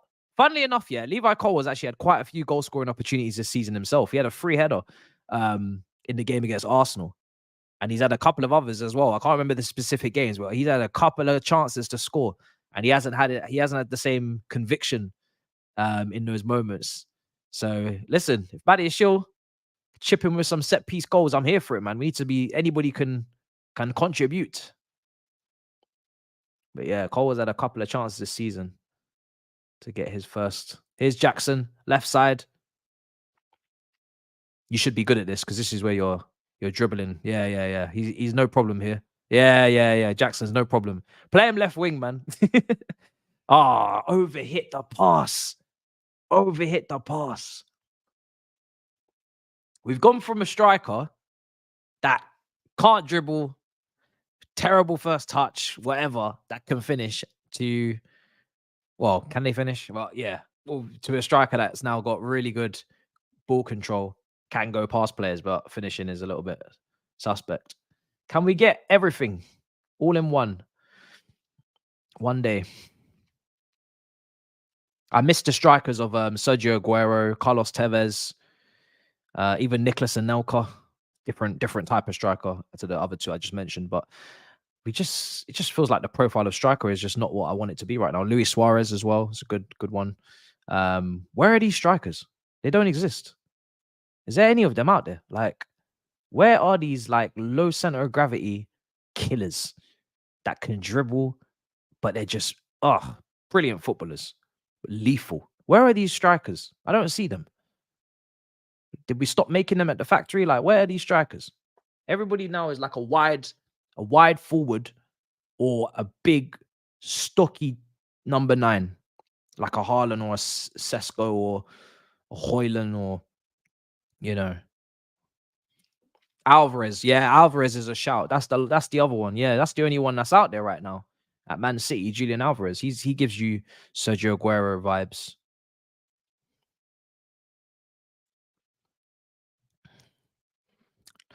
Lautaro, not a good enough finisher for me to be in that category. His finishing, I mean, he to be fair, he's racking up numbers in Serie A every year, it seems, but I can't trust him in the big moments. And that's what those strikers could do. In the big moments, they stood up every time. I mean, Lautaro came on in the World Cup final. That header was awful. Could have won it for them in normal time. But yeah, Tevez and Aguero, they stood up in the big moments, man. He doesn't do that.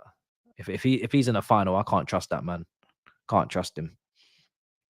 Yeah, Alvarez is a killer, 100%. Badiashile, great turn, back to the keeper. I just feel so much calmer when Badiashile's around. I don't know. I just feel at ease with the world. I feel like, I can't be, nothing can hurt me. He's such a calming presence. The scouting on that guy so far is just nuts. He's just like he's a big friendly giant. That's what he is. He's just so calm. he's such a calming presence. So good to have him back, man. So good to have him back.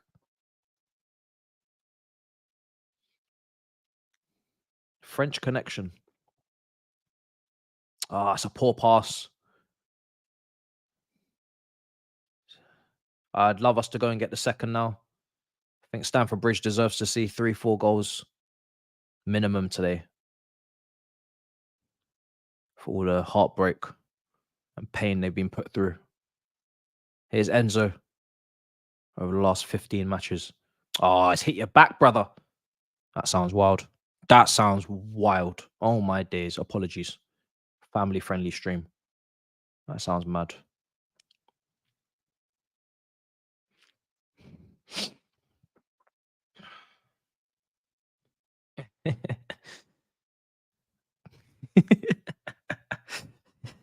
You know what my favorite thing is? Is just looking at the chat, just lose all sense of composure. It's just so funny. Every time, never gets old. Everybody just going, whoa! Slow your roll. Yo, is that a free kick? No, nothing. All right, say nothing, ref. Say nothing. I think Ivan Toney for 100 million is a absolute fast, bro. I think it's a fast. I think it's awful. Absolutely overpriced like crazy. But hey, this is I don't really believe that price though, to be honest. I don't believe that price. I don't believe that price. I think he's got a year left this summer coming.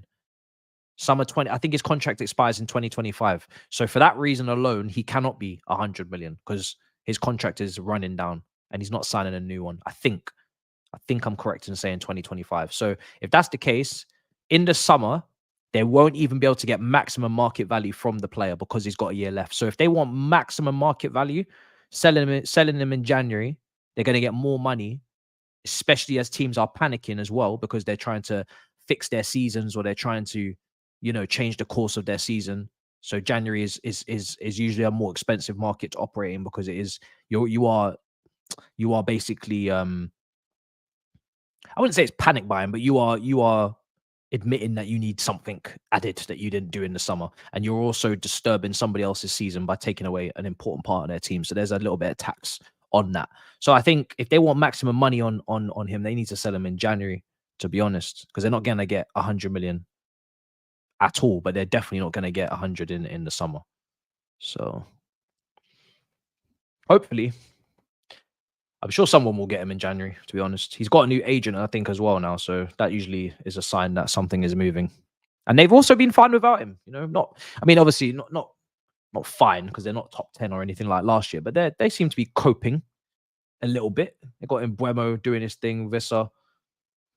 They'd be better with him, but they're not going to have him forever anyway, so they may as well get maximum money and reinvest it properly. It's not like Brentford are necessarily going to get him to sign a new deal. Here's Gallagher. Enzo is picking up the ball off the defenders a lot. Leslie Okachukwu's kind of standing in that second phase, just waiting. Enzo's dropped in between the centre backs, and he's just gonna act as this almost quarterback. Play it. He's in the regista position. I wouldn't bet on Brentford keeping him. I've not actually watched that. I haven't watched the new kid on the block in the Eredivisie who's smashing it up with crazy numbers. I've not watched him, so but his stats are insane though. Is he a different profile to what we have already? Like explain the profile to me in the chat. I've not watched him. I just know he's banging in goals. I've not watched him. Blackburn coming forward. Is he good in the air? Yeah, him. Is he good in the air? He needs to be good in the air. I can't lie. The next striker we bring in has to be good in the air. They need to be good in the air.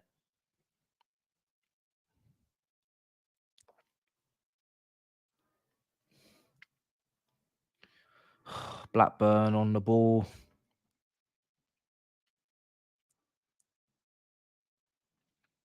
Clipped in, headed away. Oh, careful. Just hit the 40-minute mark. Jackson's chasing. Goalkeeper comes out, hacks it away, out for a throw. Good pressing from Jackson there. Like I said, this keeper, he don't want none of that.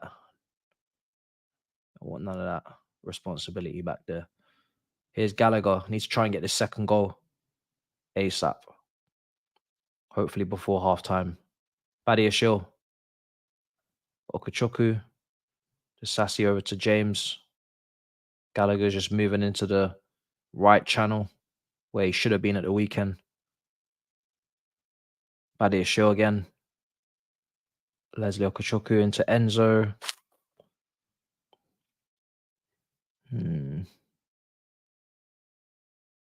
Gallagher.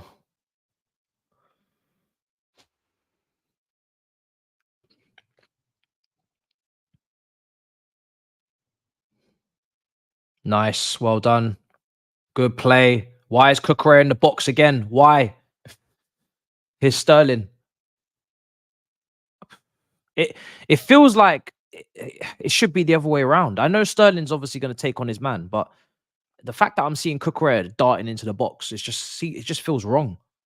And this is why I wanted to see Matson today, because if you're going to have someone in the box at left back, Matson is the much better option. He's just superior in terms of finishing and any attacking action, to be honest. In comparison to Cucurella, he's better at. So, I don't know. Strange. I don't like seeing it.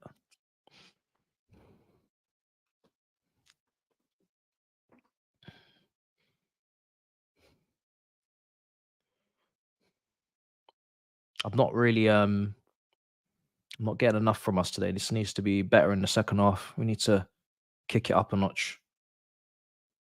Here's Jackson. Out to Cucurella on the left. Cucurella cut back. Oh, I don't know who that was for. Jackson or Sterling. But that makes a lot more sense then. You got Cucurella on those overloads, and then you just get Sterling in the box. Sterling's not, well, he's known for finishing with the cutbacks and potential tap-ins, so have him in there. He's going to make a better use of it than Cucurella in the box.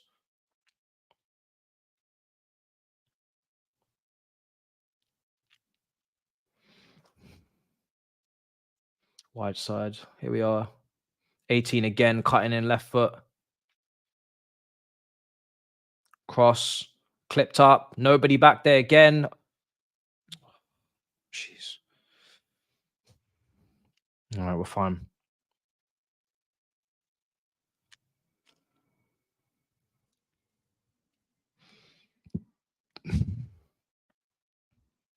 Yeah, I've heard about that left back from Boca Junior. There's a few clubs interested in him. I've not watched him, but there's a few clubs in for him. Again, I mean, if we are bringing a left back, that would mean that Cucurella's future would be obviously still pretty much unchanged from the summer. Even though, you know, Chilwell, I've said it before, I think Chilwell should be in under some serious pressure, because if he can't stay fit, he doesn't have the same upside as Reece James when he is at his best. Like, I don't think Chilwell's anywhere near Reece James in terms of ability. So he should be at risk, I think, especially when his wages are just as high. What is his wage? His wage is like 200k a week. Same as Cucurella's. I think Cucurella's like 175 or something. So yeah, man, something's got to give. Here's Cucurella. They're both polar opposites. Chilwell's the wing back or full back that gets high and wide and can potentially strike a ball. Cucurella can't get forward at all and is better maybe defensively, especially when he's at his best. So I don't know, man. I don't know. Sterling needs to come off, people are saying. Get Gallagher off. If I was to make changes, do you know what? We'll wait till half time and I'll get the teams back up and then we'll talk about what changes we can make. We need to see the bench on the screen to make these decisions.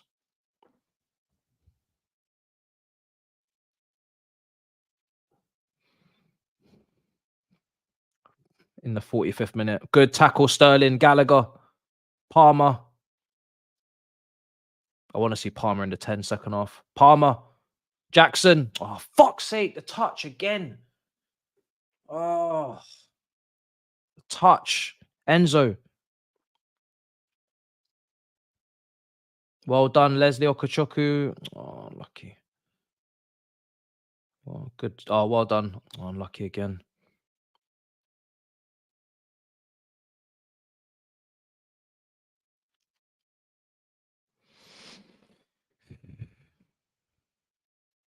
Here's Enzo. Gallagher. Cucurella. Free kick. 2 minutes of added on time. We'll go through all the scores at halftime as well in the other games. James, corner again. It's probably Chelsea's last chance before the half ends. Probably last chance.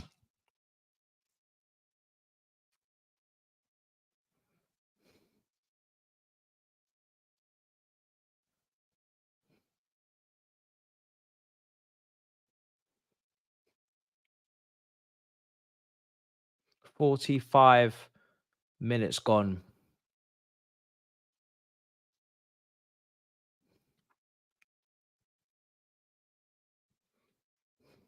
Ball into the box. What's going on? Is that going to be retaken? Wow.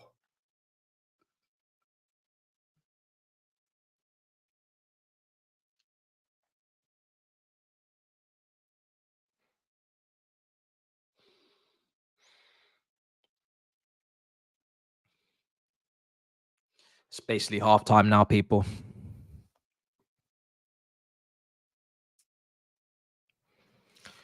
People saying Spurs will absolutely blitz us. I think that corner's getting retaken.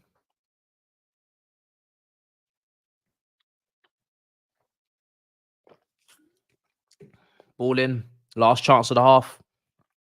Whipped in. Punched away by the keeper again. That'll be half time. There we go. Yeah. Not a great half. Could have been better. I mean, listen, we had chances. It was okay, but it wasn't exactly champagne football. But there's definitely things to improve upon. That's for sure. As we look to what the options are on the bench. Let me just restart these. Okay, so there's work to be done because 1-0 is by no means a safe score. We've had opportunities, but I think we could do better to get Palmer in this game even more. I think that's key going into the next half. And to do that, you'd assume getting him in the 10 position would get him more touches and get him more key passes and basically try to replicate what he did against Brentford in the first 25 minutes, which would mean Madueke coming on the right wing for me, going off on that right hand side against maybe tiring legs as well in that Blackburn defense. Him running at them is a madness. If he's at his even to a decent level, he should be able to cook on that side, especially with James as well as an overlapping option.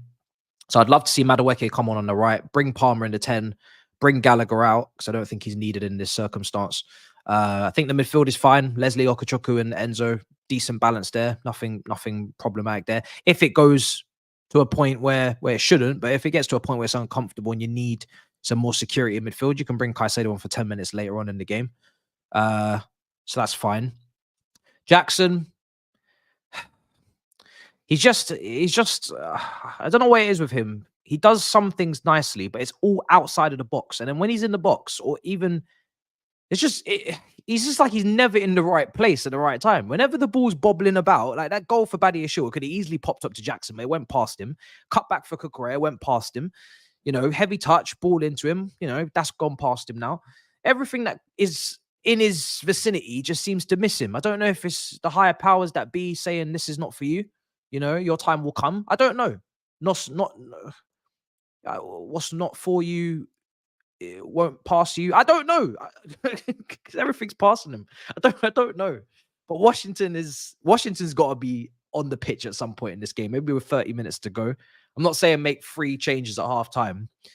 But I think Washington, I've got to see him in this game as well. In, I don't know, maybe the 60-minute mark for Jackson or something.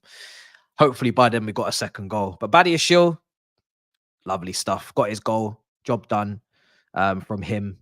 He's having a good game. Let's see what else is being said. Matson at left back as well is another option with Kukurea, maybe to make it more attacking. Something I wanted to see from the start. Let's see.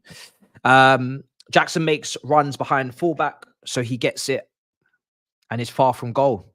He plays like a winger, not a striker. Observation there.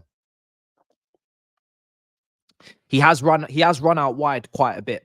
And when he gets the ball out wide, I've got no doubt that he's going to recycle it or he's going to, he's going to keep it.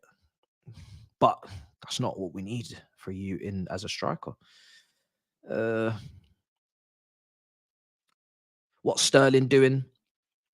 Sterling for me is just some moments his work rate has just been absolutely awful. Honestly, like the work rate for him defensively is just non-existent. The amount of times he's been bypassed or he's just not tracked someone, it's been pretty poor. So that's something to look at.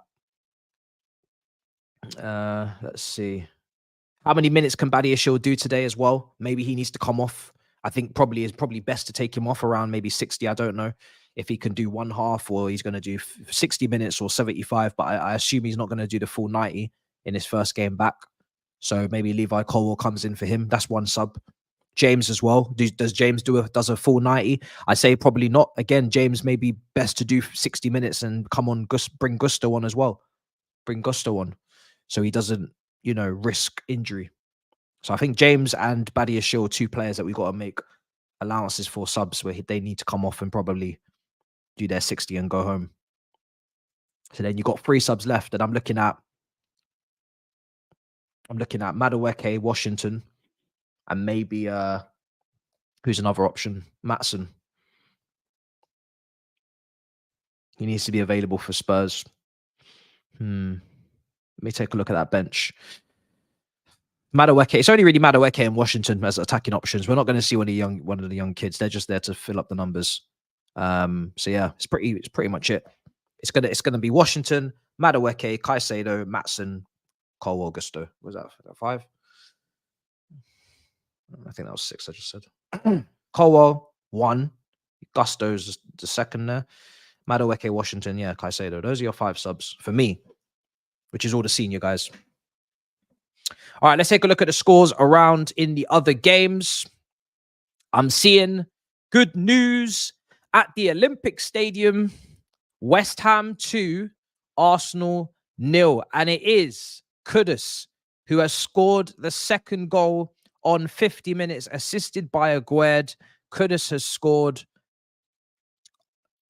I'm sure Iceman is going to be cussing.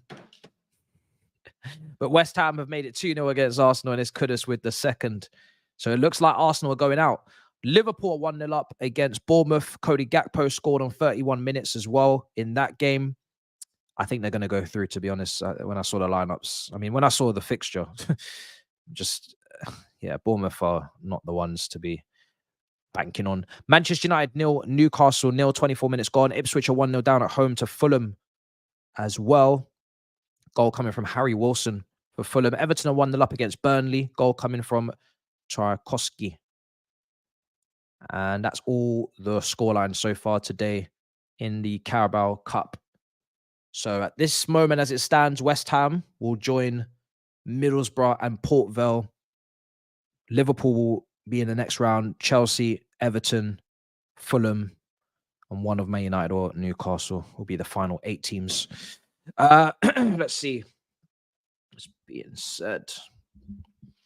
Bigger fish to fry. Well, tomorrow, 12:30, roundup. We will be there. Are we playing that bad?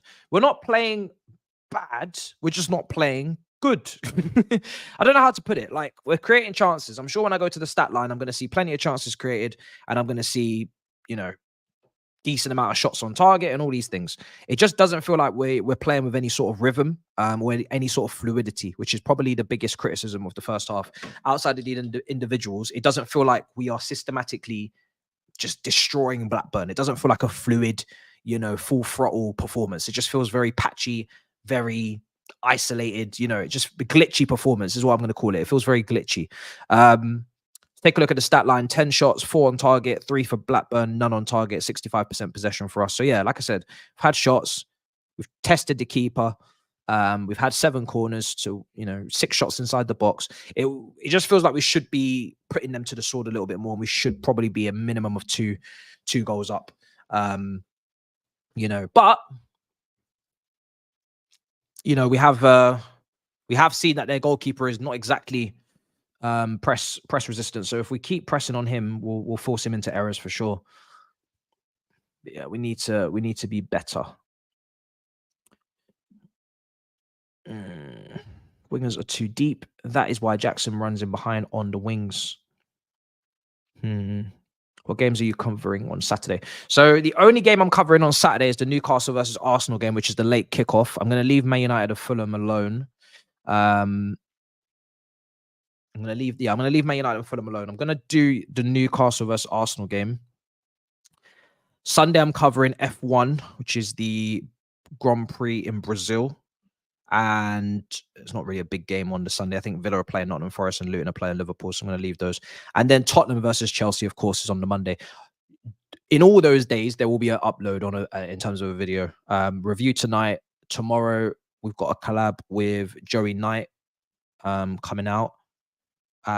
We have All You Can Eat Chelsea that needs to be done this week. We've got a collab with Fuad that will be recorded here in my studio. Expressions maybe as well, preview there. I've got to sort that out. Abby as well. And then that will take us to probably my solo preview, and then it will definitely take us to Tottenham by that point. So yeah, lots of Chelsea Tottenham content coming up for sure. And a couple of watch-alongs. Champions League watch-along next week. Yes, we will be there. We'll be back. We will be back. Paqueta running the midfield again. He was the signing for City. We'll see what happens with Matisse Nunes. Slow burner, hasn't really started many games, but Paqueta was the one. Like he is really, really talented. And it was a bit of a slow burn of him at West Ham because Moyes, how he is with these new attacking talents, he can be a little bit finicky. Scamacca didn't really use him the right way. Haven't seen anything of Cornet, who signed from Burnley and did very well at Burnley before they were relegated. But yeah, Paqueta's starting to come into his own now. So yeah. Let's see. Yeah, he wanted a battering ram like Antonio, and Scamacca was never going to be that. I think Scamacca's actually doing all right for Atalanta this season statistically. I've heard he's not doing too bad. He's got a lovely back heel goal recently that I saw, a little clip on Twitter. He's always been a very technically sound player. I think he'd actually do well for a top team. If Chelsea would have went for him maybe instead of Jackson, that could have been an option. Man United as well. I think Man United could have got good use out of him as well. Not saying he would have been the leading striker for these top teams, but I think he would have been a good option to have. I think in a team that have more possession, Man United don't really try and dominate possession, but I think in a team that have possession and have technically gifted players around him, I think he'd actually do all right. Did very well for Sassuolo. So yeah, I think he's a good player. Just not suited to West Ham. Newcastle. Oh, what's going on? Yo, I need to find this channel. Now. Where's that game? Where am I gonna find that game? Is that on Sky? Yo, where am I gonna find that game, guys? Yo, what's going on at Old Trafford? Yo, where am I gonna find this game, guys? Oh, what's happened? I've just I've just seen the goal. Who scored it? I think it's Almiron. Almiron with the goal. Past Onana. 1-0 at Old Trafford. With a heavily rotated team. Newcastle have taken the lead half an hour in. Yo. Cobham goal. Livramento twisting Mount. Oh, shit. Damn. Well, I'm acting surprised. Do you know what? Did I see the Manchester United team? I think I did. Do you know what it is? Newcastle have rested a lot of players in this game. That's why I'm surprised. Because Newcastle, they're not playing any of their big hitters. Like, obviously, Almiron's there, but they've rested the whole midfield. They've made a lot of changes. So I am a little bit surprised, to be honest. But then again, it's Man United, and they're just horrendous in their own way. So, yeah. Mount was stripping. Double header. What time's the Bayern Munich Dortmund game? I should probably check my schedule because I'm pretty sure I have that written down. Dortmund Bayern, yeah. I might have to pull up to that one. 4th of November. Yes, Dortmund are at home. What time's kickoff? Is it the same time? Because I'll be there. We'll do a double header. Bundesliga. It's a shame it's not Bayer Leverkusen because Dortmund have fallen a bit, but they're 4th. Yeah, not too bad. They're not as fun to watch as Bayer Leverkusen, though. Should still be a good game. 5:30. Yeah. 5:30. I don't see why not, bro. 100%. We can run it. Run a little double header there. I like that. I like that. That's a shout, bro. That's a shout. That's a shout. That's calm. We'll run that. We have the facilities.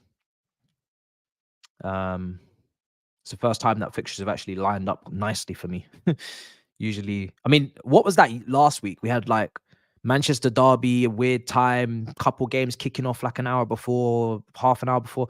It was just weird. It was just a strange weekend again, fixtures wise. Are any substitutions going to be made at halftime for Chelsea? I don't think so.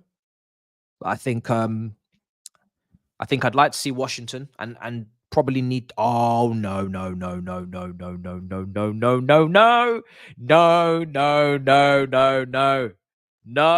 There's no way West Ham are 3-0 up. What is going on? Oh my days. Jared Bowen's made it 3-0 in 60 minutes. Blow them fucking bubbles, boys. Blow them bubbles. I need to get a bubble machine immediately. That would really bring something to the streams. I need to get a bubble machine. This is ridiculous. 3-0. Oh my days.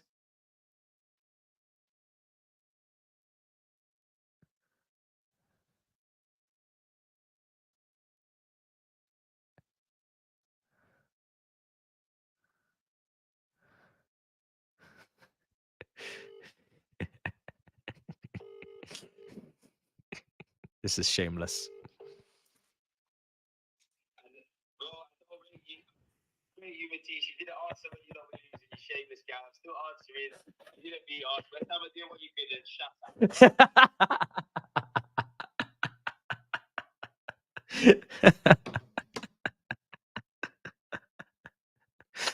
Oh shit. I couldn't help it. I really couldn't help it. I could not help it. It's just, yeah, I know. Why did I do that?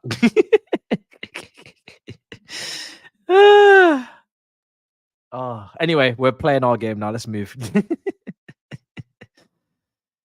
Oh shit, bruv. I'm here for it, but too soon. The fact that we're worried about Blackburn in the second half is just speaks volumes. But let's get the timer up on screen. 3-0. That's insane. That's outrageous. Second half's just kicked off, guys.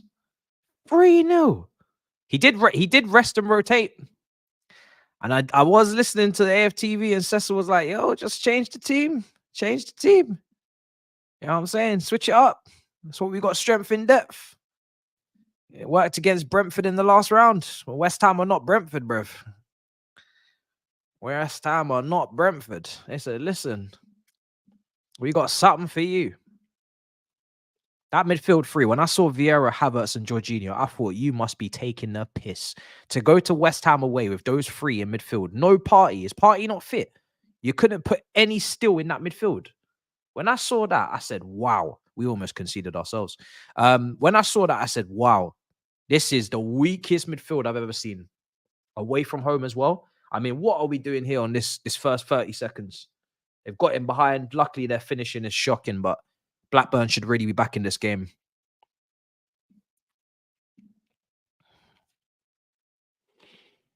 You can't rest versus West Ham. I mean, you can make a couple changes, but that midfield is just ridiculously weak.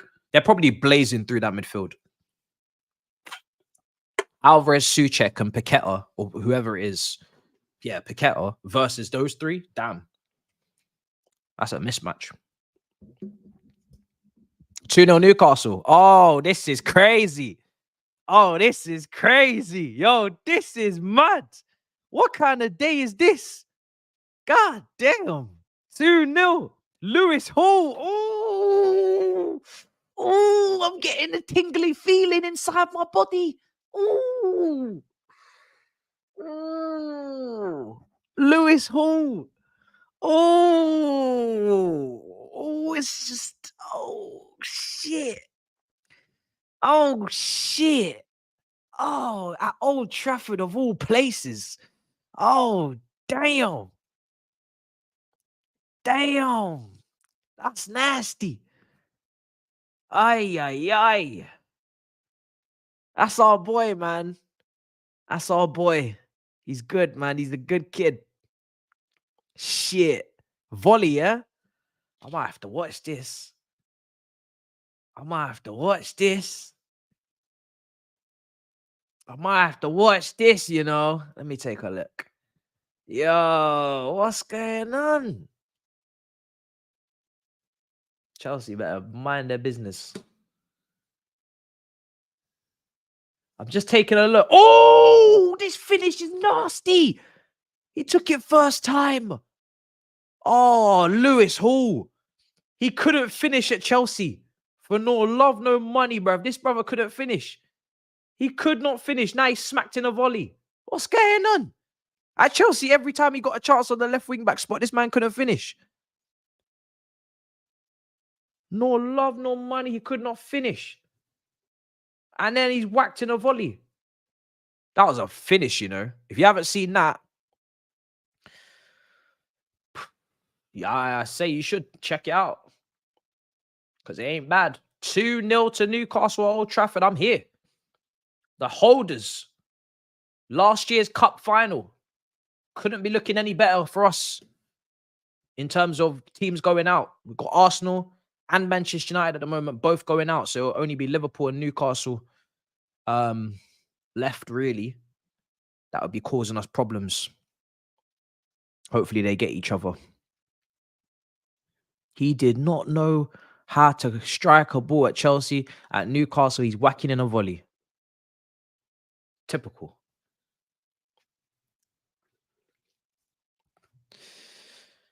Colwell's warming up. I'm here for it. I think Badiashile needs to be protected at all costs. I don't want any more injuries. We pick up injuries in training sessions. We don't need to help in that regard. Our players pick up injuries when they go to the canteen for lunch. You know what I'm saying? We don't need to help.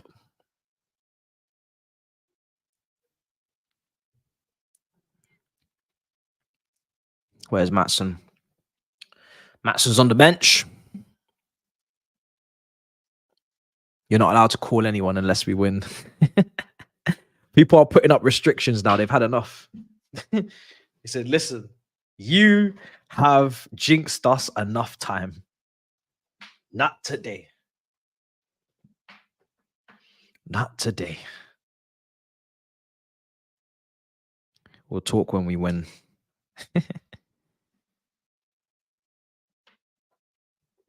$50 minutes. Palmer. Oh, beautiful reverse pass. Leslie Okachoku. Enzo shot. Oh, fuck's sake.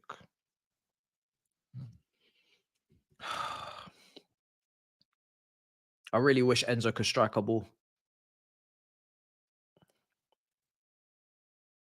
He's on his weaker foot, but still.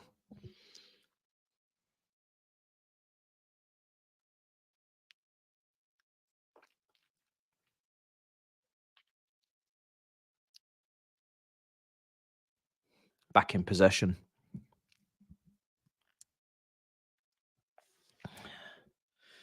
Brighton are out this cup. Bare good teams out of this cup. Here's Enzo. Enzo still on the ball. Here's James. I think Badiashile needs to come off. Is he limping? Brother, is Badiashile limping? Or is it just me? Because he looks like he's limping to me. He's moving gingerly. I hope he comes off. I hope he comes off because he don't look like he's moving freely to me. Yeah. And if he's not moving, if he's moving gingerly, then why are we not kicking out a play and just getting him off? I don't understand. I'm gonna put him in trouble instead. He was limping at. Bro, just get him off. Yeah, if he's been limping since half time, what are we doing? What's wrong with us? Fucking hell.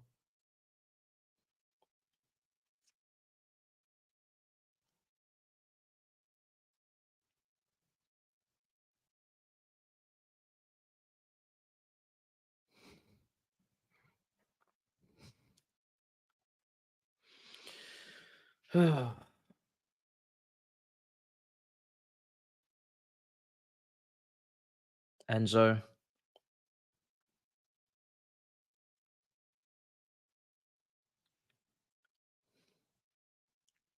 Badiashile. Enzo again.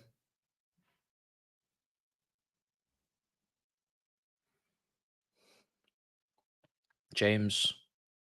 Gallagher. Come on, man. Need the second goal. Enzo on the ball now. He's looking over the top. 2 runners. Jackson. He's going to take it away from goal. It's a great ball from Enzo again.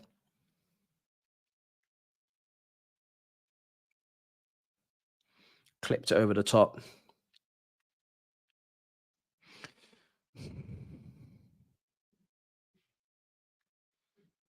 Gallagher now going to take the corner. Here he is. Palmer. Whips it in. Header. Oh. That's one of my 5'10" brothers there attacking.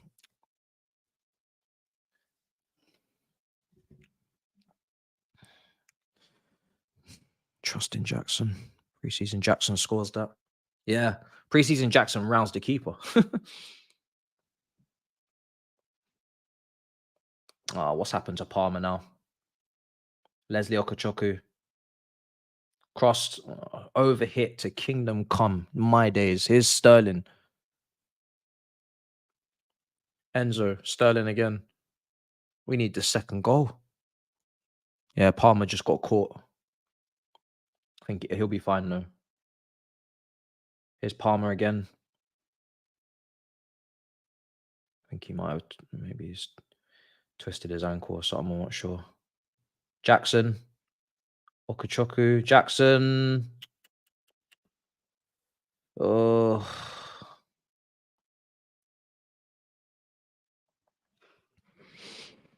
Two 2-0 to Everton. Against Burnley, is it?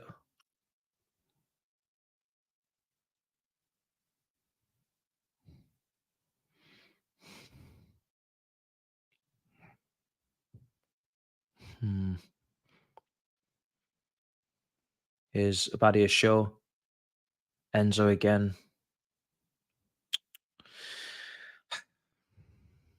We don't really have a zip to our play right now.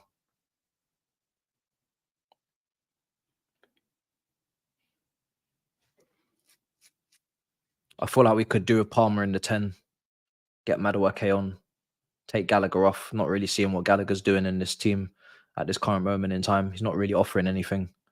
It's not really needed in this kind of game. We've got so much possession.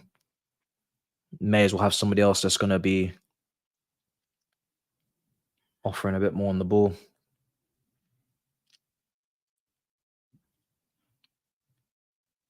I think Madueke, if he brings some width to this team, we might open up some spaces in the middle a bit better. Here's Enzo. There's not really any width on the right side apart from James. Enzo again. Switches play. Cucurella just about finds him. Sterling.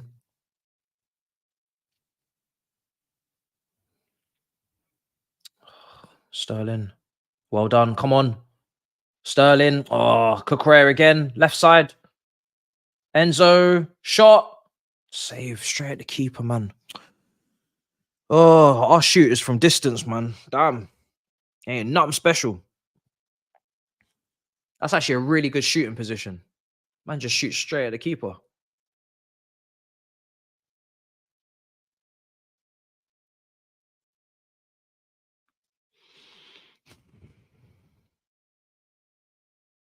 Oh shit, Blackburn. Sanchez gets the yeah, he needs to improve his shooting, man. His shooting is way too it's given under 15s. You know what I'm saying? I don't even know what to call it. It's just very passive. It's a very passive shooter. There's no real power in his shot. That brother scored a goal at the World Cup that we saw, man. I feel like I've been sold a dream. That goal was incredible. Here's Gallagher. Palmer right side. Cuts in it. Well done. Taking him outside. Palmer. Good position. Shot. Unlucky. Unlucky Palmer. Very unlucky.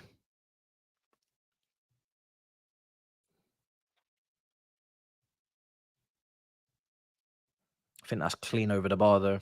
Oh no, speed save. It's out for a corner. I hope Poch can make some changes, man. Just get another goal and shut this game down. Shut it all down.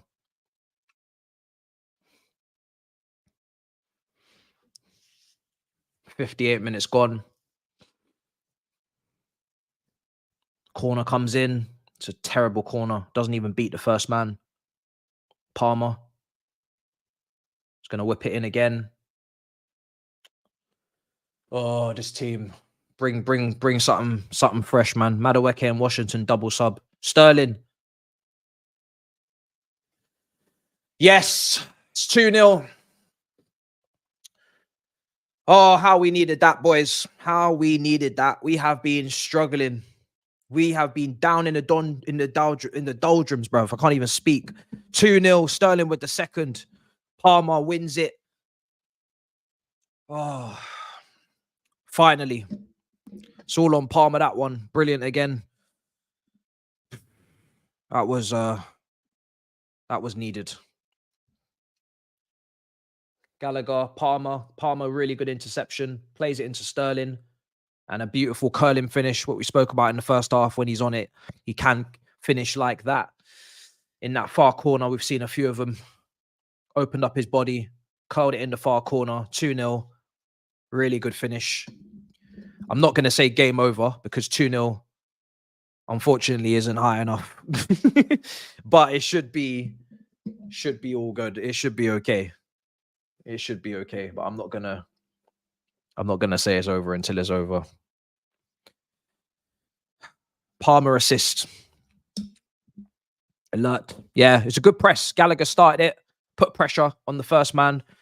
And then now we have a couple of substitutions. So Malo Gusto's coming on. Gallagher's coming to speak to Poch. He's not going to come off. He's going to do a full 90. Reece James is coming off for Malo Gusto. Levi Colwell's coming on for Badiashile. Good subs. Get these guys off.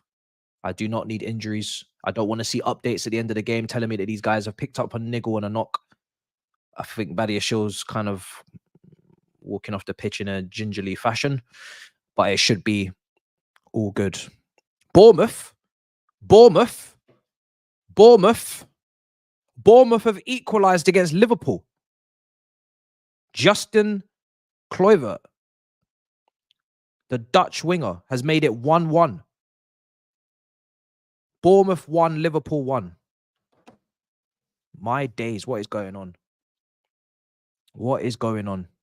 So those are your first few changes, which were needed to be made 60-minute, as we kind of called it a little bit at halftime, 60 minutes. The two injury-stricken players come off. And now in hopefully about 10 minutes, we're going to get Washington and Madueke on, I think, hopefully, as another double change. Get Jackson off. And you know what? With the game seemingly won, probably get Cole Palmer off as well, because we don't need an injury to Cole Palmer. So if you're looking at a key player that could come off, if we can get even a third goal and completely wrap this game up, then I think Cole Palmer is one that I'll be looking to take off as well. Probably wouldn't even be asked taking off Gallagher at this point, just leave him on. But I think Cole Palmer would be the next one to take off.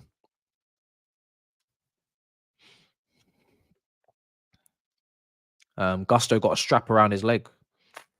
Did he have some sort of injury over the last week or so? What's happened to him? Anybody know? Maybe that's why he didn't start against Brentford. I don't know. Colwell, pass it out. It's a bit too high. Intercepted. Cucurella. Cool. Cucurella's playing. Where is he playing? It's an old injury from international break. Okay. Sterling's playing right wing. Gusto right side as well. So who's playing on the left? Please tell me Cucurella's not playing left wing. Here's Gallagher. Cucurella left side. Please tell me Cucurella's not playing left wing. Please. I don't deserve that. Nobody does. Why has Sterling gone to the right? Sterling's on the right. Palmer will drift out there as well. And Gallagher, I don't even know what we're doing. I don't know what we're doing.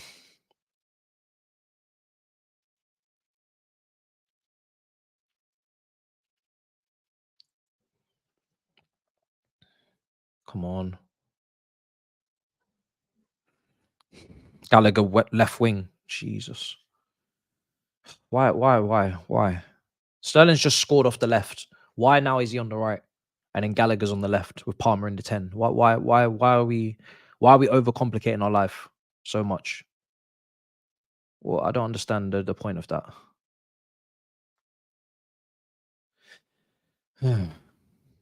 4-0 to West Ham. Are you taking the piss? No, you are. You must be taking the piss. Don't think it's gone through yet because it's not shown up. But if it is, that's insane. Yeah, I don't think it's correct. Still 3-0 to West Ham. And if you're going to play a left back at left wing, I've said it before, not Chilwell, not Cucurella, Ian fucking Matson. Why are we doing this? I don't understand. Blackburn in possession.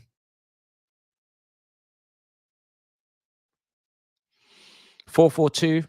So Palmer and Jackson up front. Enzo and Okachuku in midfield. Sterling on the right, Gallagher on the left in a 4-4-2.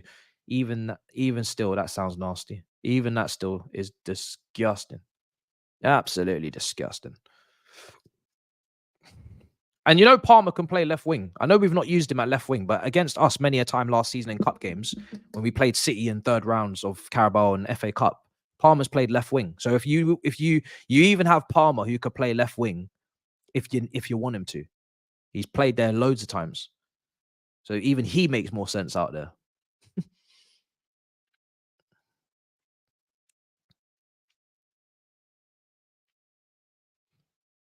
It's mad though when you see him at City, he's playing left wing, and he's really, really influential if you get him on the ball a lot and make him one of your main players. Obviously, the standards are a lot higher at City, so it's a lot harder to be in that position at City, as Foden's found out. But It's crazy what happens when you give him some responsibility. Guy's a little bit of a he's a bit of a controller.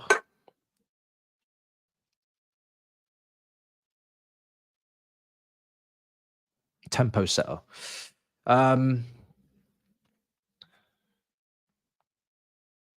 Still 2-0 to Newcastle. It's at half time now at Old Trafford, actually. So, yeah.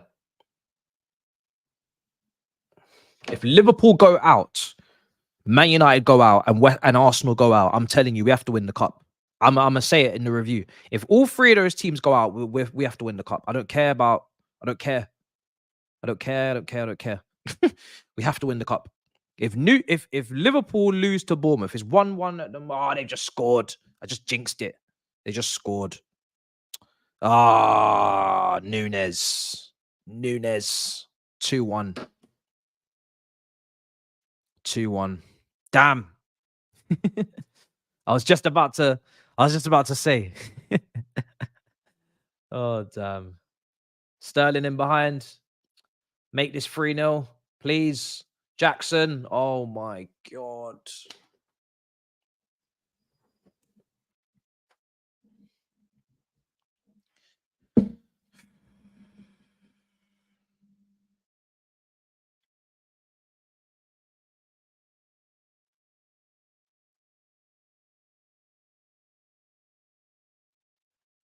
Fuck is this kid doing, man?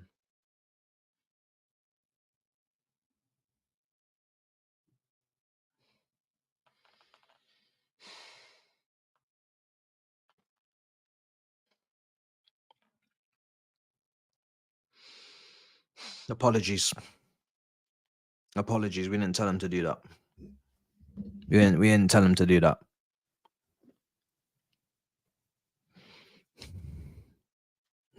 Didn't even deflect.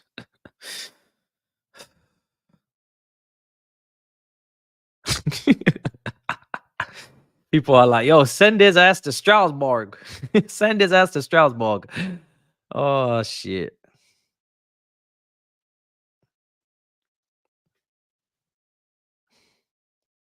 Yo, I want to see Washington, man. Here's Palmer. Shot from distance, deflected off. Oh, what good save from the keeper. Really good save from the keeper. Shot deflected. Could have been 3-0. Great save.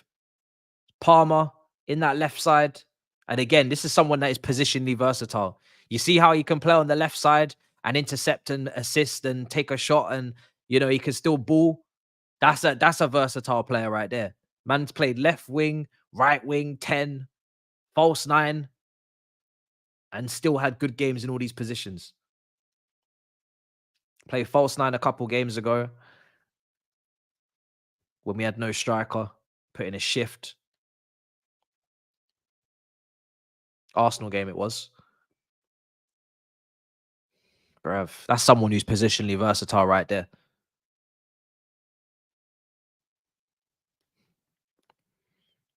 Man's going to be the best left winger, right winger, 10 and striker at the club. Oh, dear Lord. Here's Enzo. No preseason as well. Crazy. Yo, bring on the washing machine. Facts. Bring him on. That is actually a badass nickname. If he manages to put in a goal or two, you just call him the washing machine. That is insane. What a nickname. Yeah, that's a name. That's sticking. The washing machine. Here's Sterling carrying it. Go inside. Sterling. Oh, unlucky. So unlucky. Gallagher. Kukureo. Enzo. Okachoku. Back into Enzo, please. Oh, for fuck's sake. That could have gone into Palmer. Should be 3-0 up, man. Great run from Sterling, though. What a run. Went past everybody.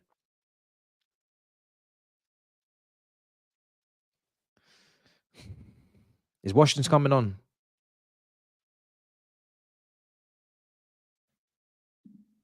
Yeah.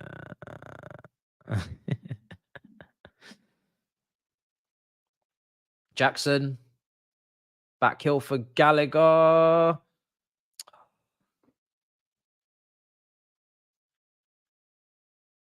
70 minutes. Washington's coming on, yeah? There you go. There you go. Poch heard your cries. Cucurella blocked. How are we not 3-0 up? I will never know. The amount of opportunities you've had in the last 10 minutes is insane. We're literally right on top of their goal. We couldn't be any closer to the goal if we tried. There's no VAR tonight. I don't know why the Carabao Cup is underfunded.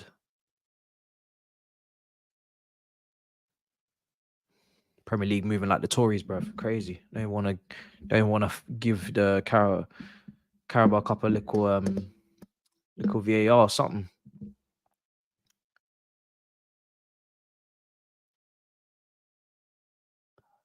Who runs this competition? It ain't the FA. Who runs this comp? Clipped in. Get up. That guy's looking for a penalty.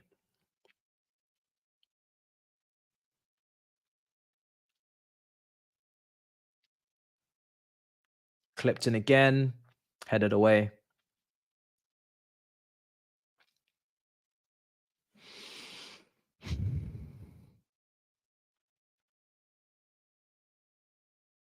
EFL. Oh yeah, the football. Yeah, footballing league.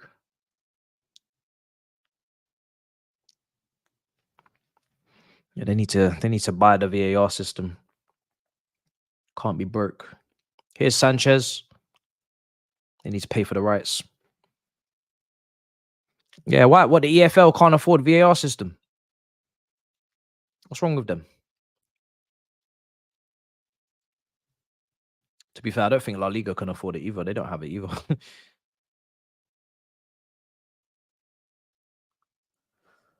Enzo clipped it. Cucurella, come on. Third goal. Gallagher on the left wing is a very stinky situation. I just don't understand why Poch does these things. Why? Desassi intercepted. Cole will deal with that. Well done.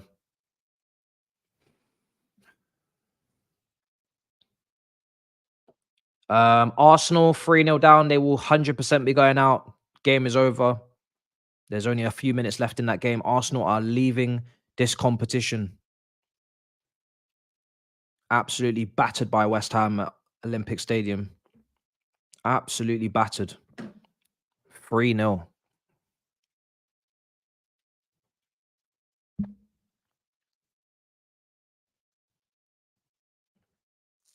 "73 minutes gone."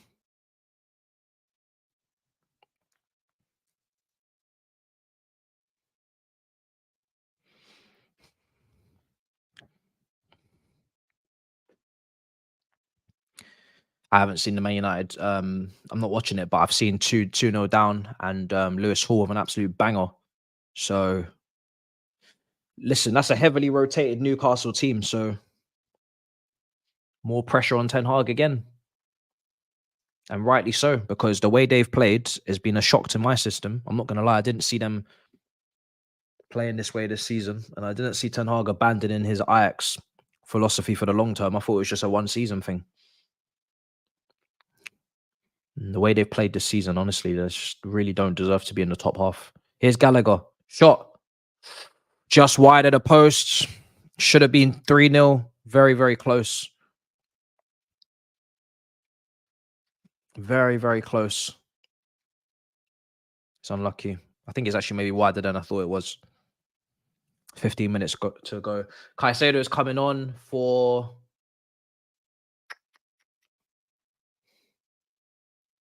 Where's Madueke in Washington, bro? Jackson off for Caicedo. What are we doing? We ain't going to play with any attackers. 15 minutes to go. Where's Washington? So it'll be Enzo in the 10, Palmer up front, Caicedo and Leslie Okachuku in the midfield.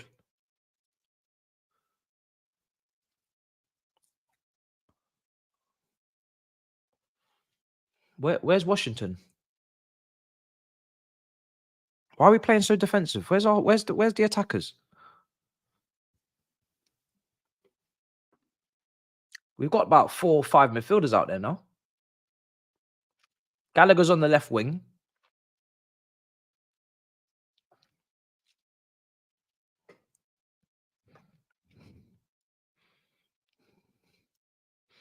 It's very strange from Poch. I can't lie. Very, very strange.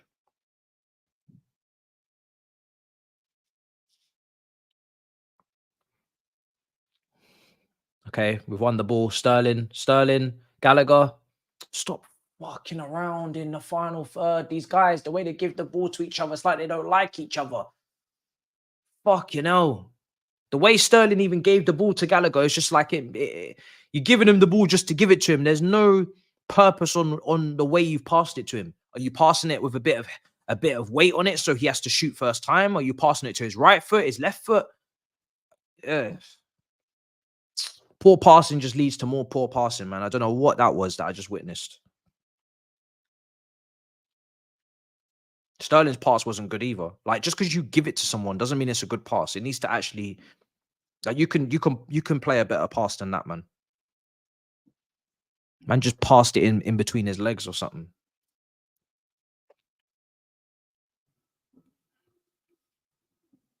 Could have just shot, to be honest. It's not like he was passing it to a left footer who's gonna, let it go across their body and strike it first time. Gallagher wasn't in really a shooting position, being right-footed.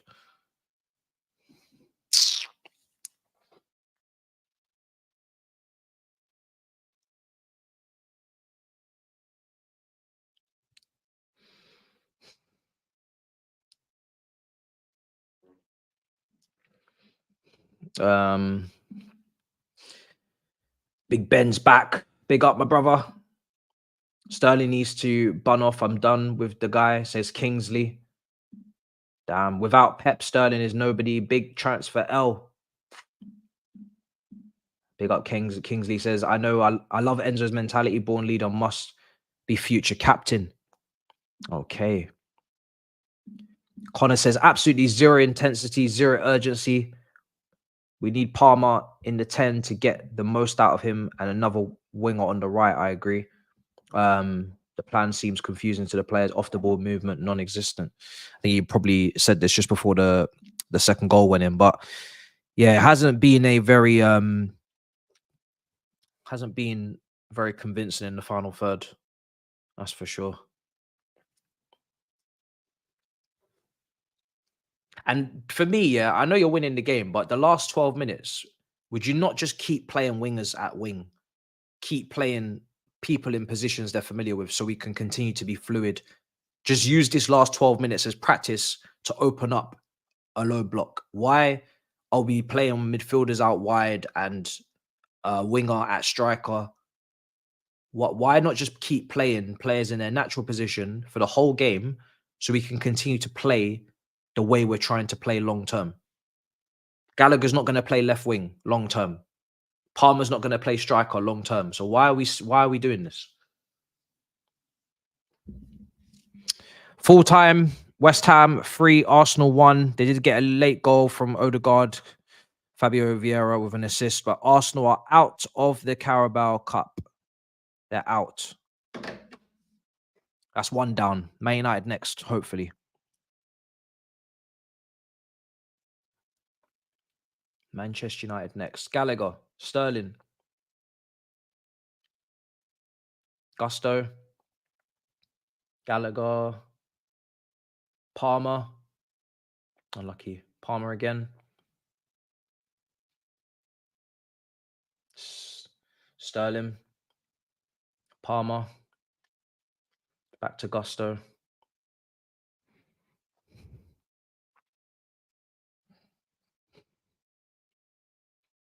That's one down. 1 more to go minimum, maybe 2. But I think Liverpool seem like they're going to be okay against Bournemouth.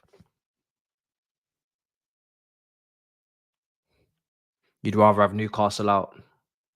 Yeah, I mean, Newcastle are a better team than Man United right now, so I get you. But I just want Man United out because I don't like them.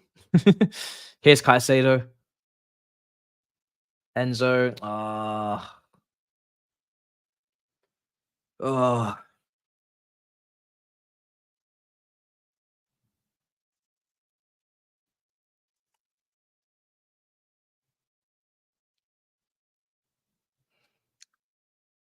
And you know what's even weirder? He's left Palmer on, who could get injured. Oh, he's not like it's not like he's not even resting like the big names. Like Washington coming on now and Madueke, these aren't even key players. So you're just giving them 10 minutes to give, to try and prove a point, to try and, put pressure on the starting 11. I don't really get what the harm is in playing them.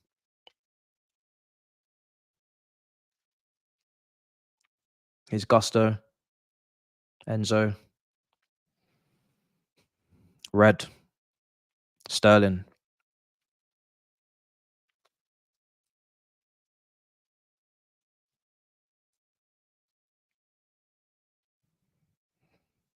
Gusto, Sterling in behind.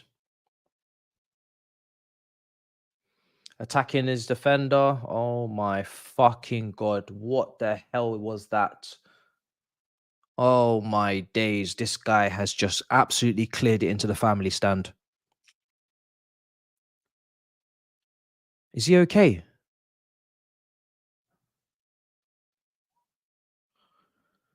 Oh, the horror. The absolute horror. How is that even possible to Oy all my brother had to do is just give it a little dink. Little dink. My man has lobbed it. He's lobbed it all the way to North London.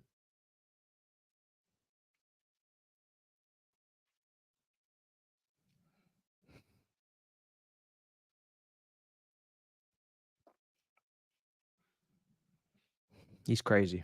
What a crazy player. He's so unpredictable in his action.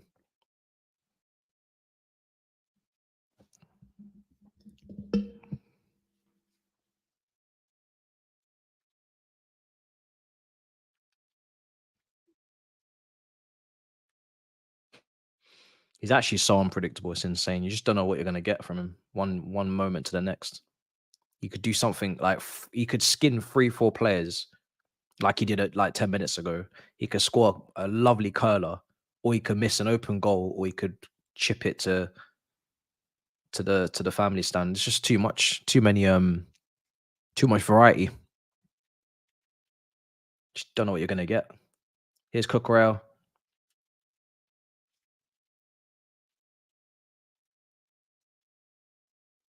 Enzo, Gallagher.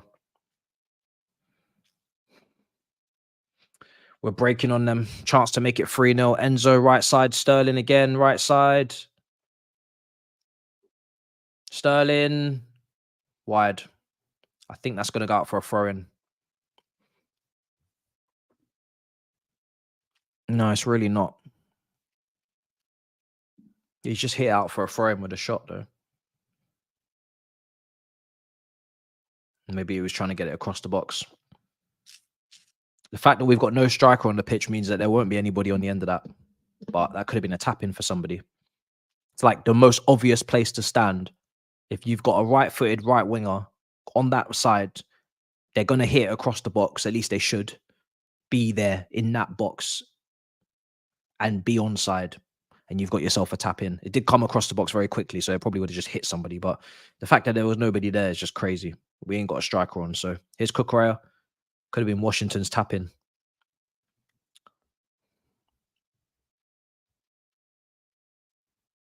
Cucurella. Gallagher's slipped. I'm not sure when the draw. I'm guessing the draw will be later tonight. It's usually quite late though. I'm not going to wait for it because it will probably be after the Man United Newcastle game. So I'm not going to wait for it though. It'll get announced.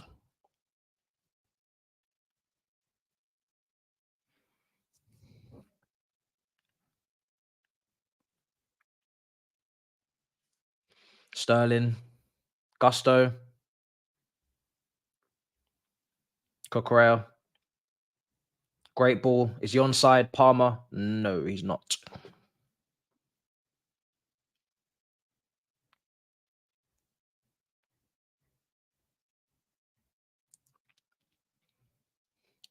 And now double sub.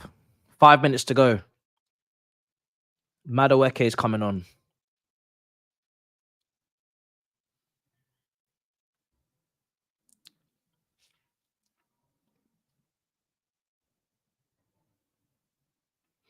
Enzo coming off. And Cole Palmer's coming off as well. Thankfully. So these guys won't be picking up injuries.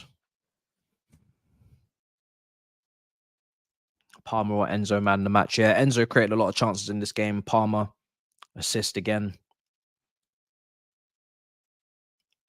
Matos. Alex Matos comes on. He's huge. Jesus Christ, this guy's massive, no?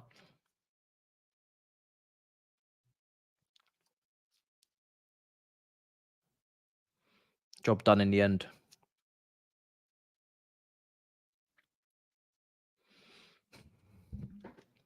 Yeah, debut for Matos. So where's he going to play then? Looks like he's probably going to play as some sort of forward. High up the pitch.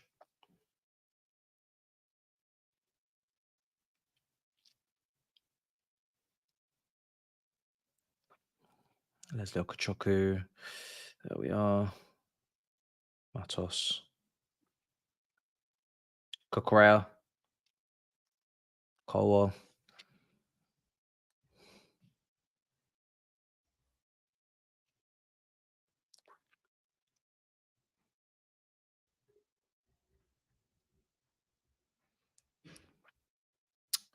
Intercepted. Is this not his debut? When did he play before? He made his debut against Fulham. Oh, okay, he made his debut against Fulham. Came off the bench, must have been really late. I don't remember him coming on. Do not remember him coming on against Fulham. Switch ball in. Headed away again.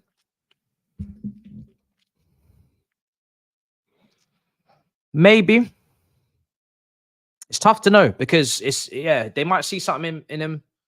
How much they see in him will obviously depend on as well the amount of injuries we have. So there's so much room for breakthrough because of these injuries. But when these injuries are, I mean, I say when, if these injuries actually ever keep themselves fit, then it'll be really hard to find time for more breakouts. And the amount of young players we have always makes me think it's even tougher for young players to break through because we've got so many young players to develop and to give opportunities to and to try and get our value back on, that the ones that are free are even less likely to get a look in.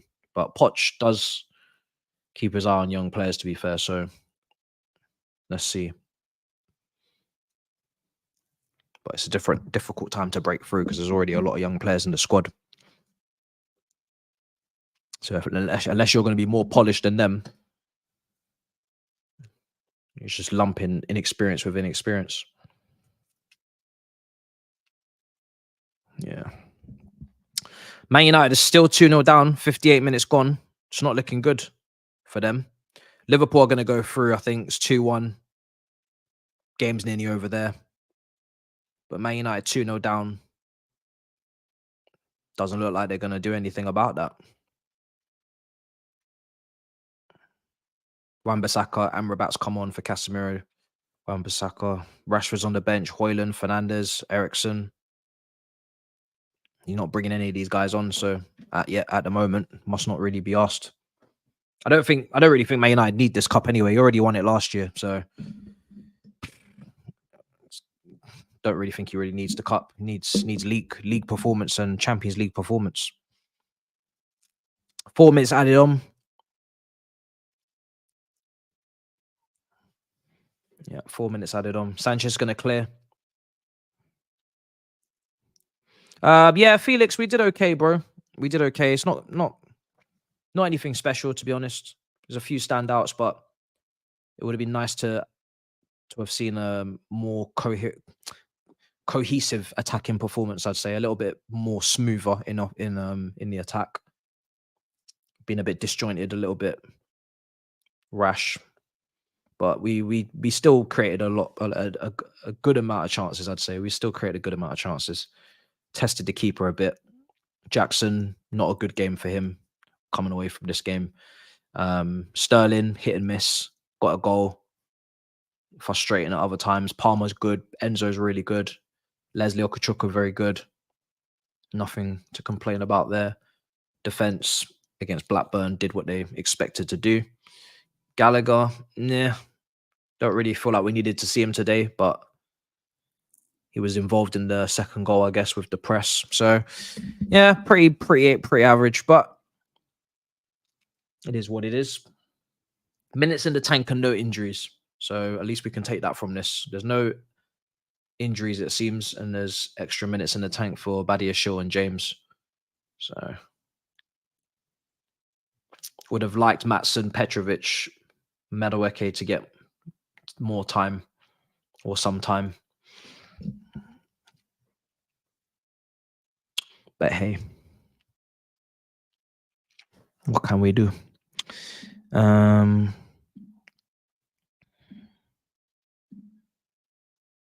Willock 3-0. Oh my days. Yeah, Man United are done out here, man. They are done out here. They're gone. Back-to-back 3-0s at home. Gusto shot over the bar. Back-to-back 3-0s at home. Oh my days. That is mad. How can they be? You know what? Say nothing. This starting 11 has none of their first choice back five, Newcastle, right? Longstaff, Willock, and right now Matt Target seems to be in midfield. Matt Ritchie started this game with Gordon up front. No Wilson, no Isak. Joe Linton back from injury in this team as well. No Trippier, no Burn, no Bruno Guimaraes, no Wilson, no Isak, no... Bruv. Wow. What is Sanchez doing? Blackburn. Sanchez.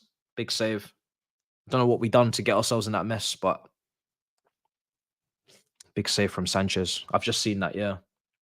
I thought this game was over. You know what I mean? A couple minutes to go, 2-0 up against Blackburn. You'd think that we wouldn't really have to, you know, you'd think we could get up out of our seats and go home. But no, Blackburn and Chelsea want to make this interesting.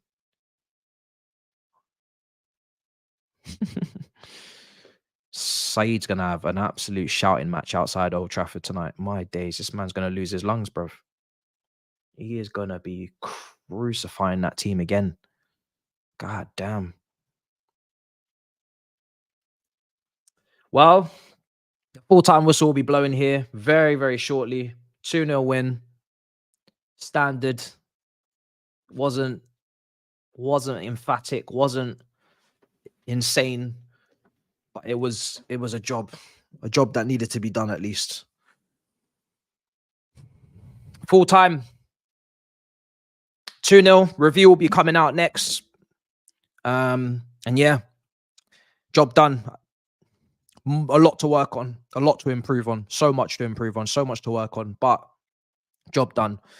No injuries, and yeah, I just wish a couple of players would have got opportunities, but what can we do?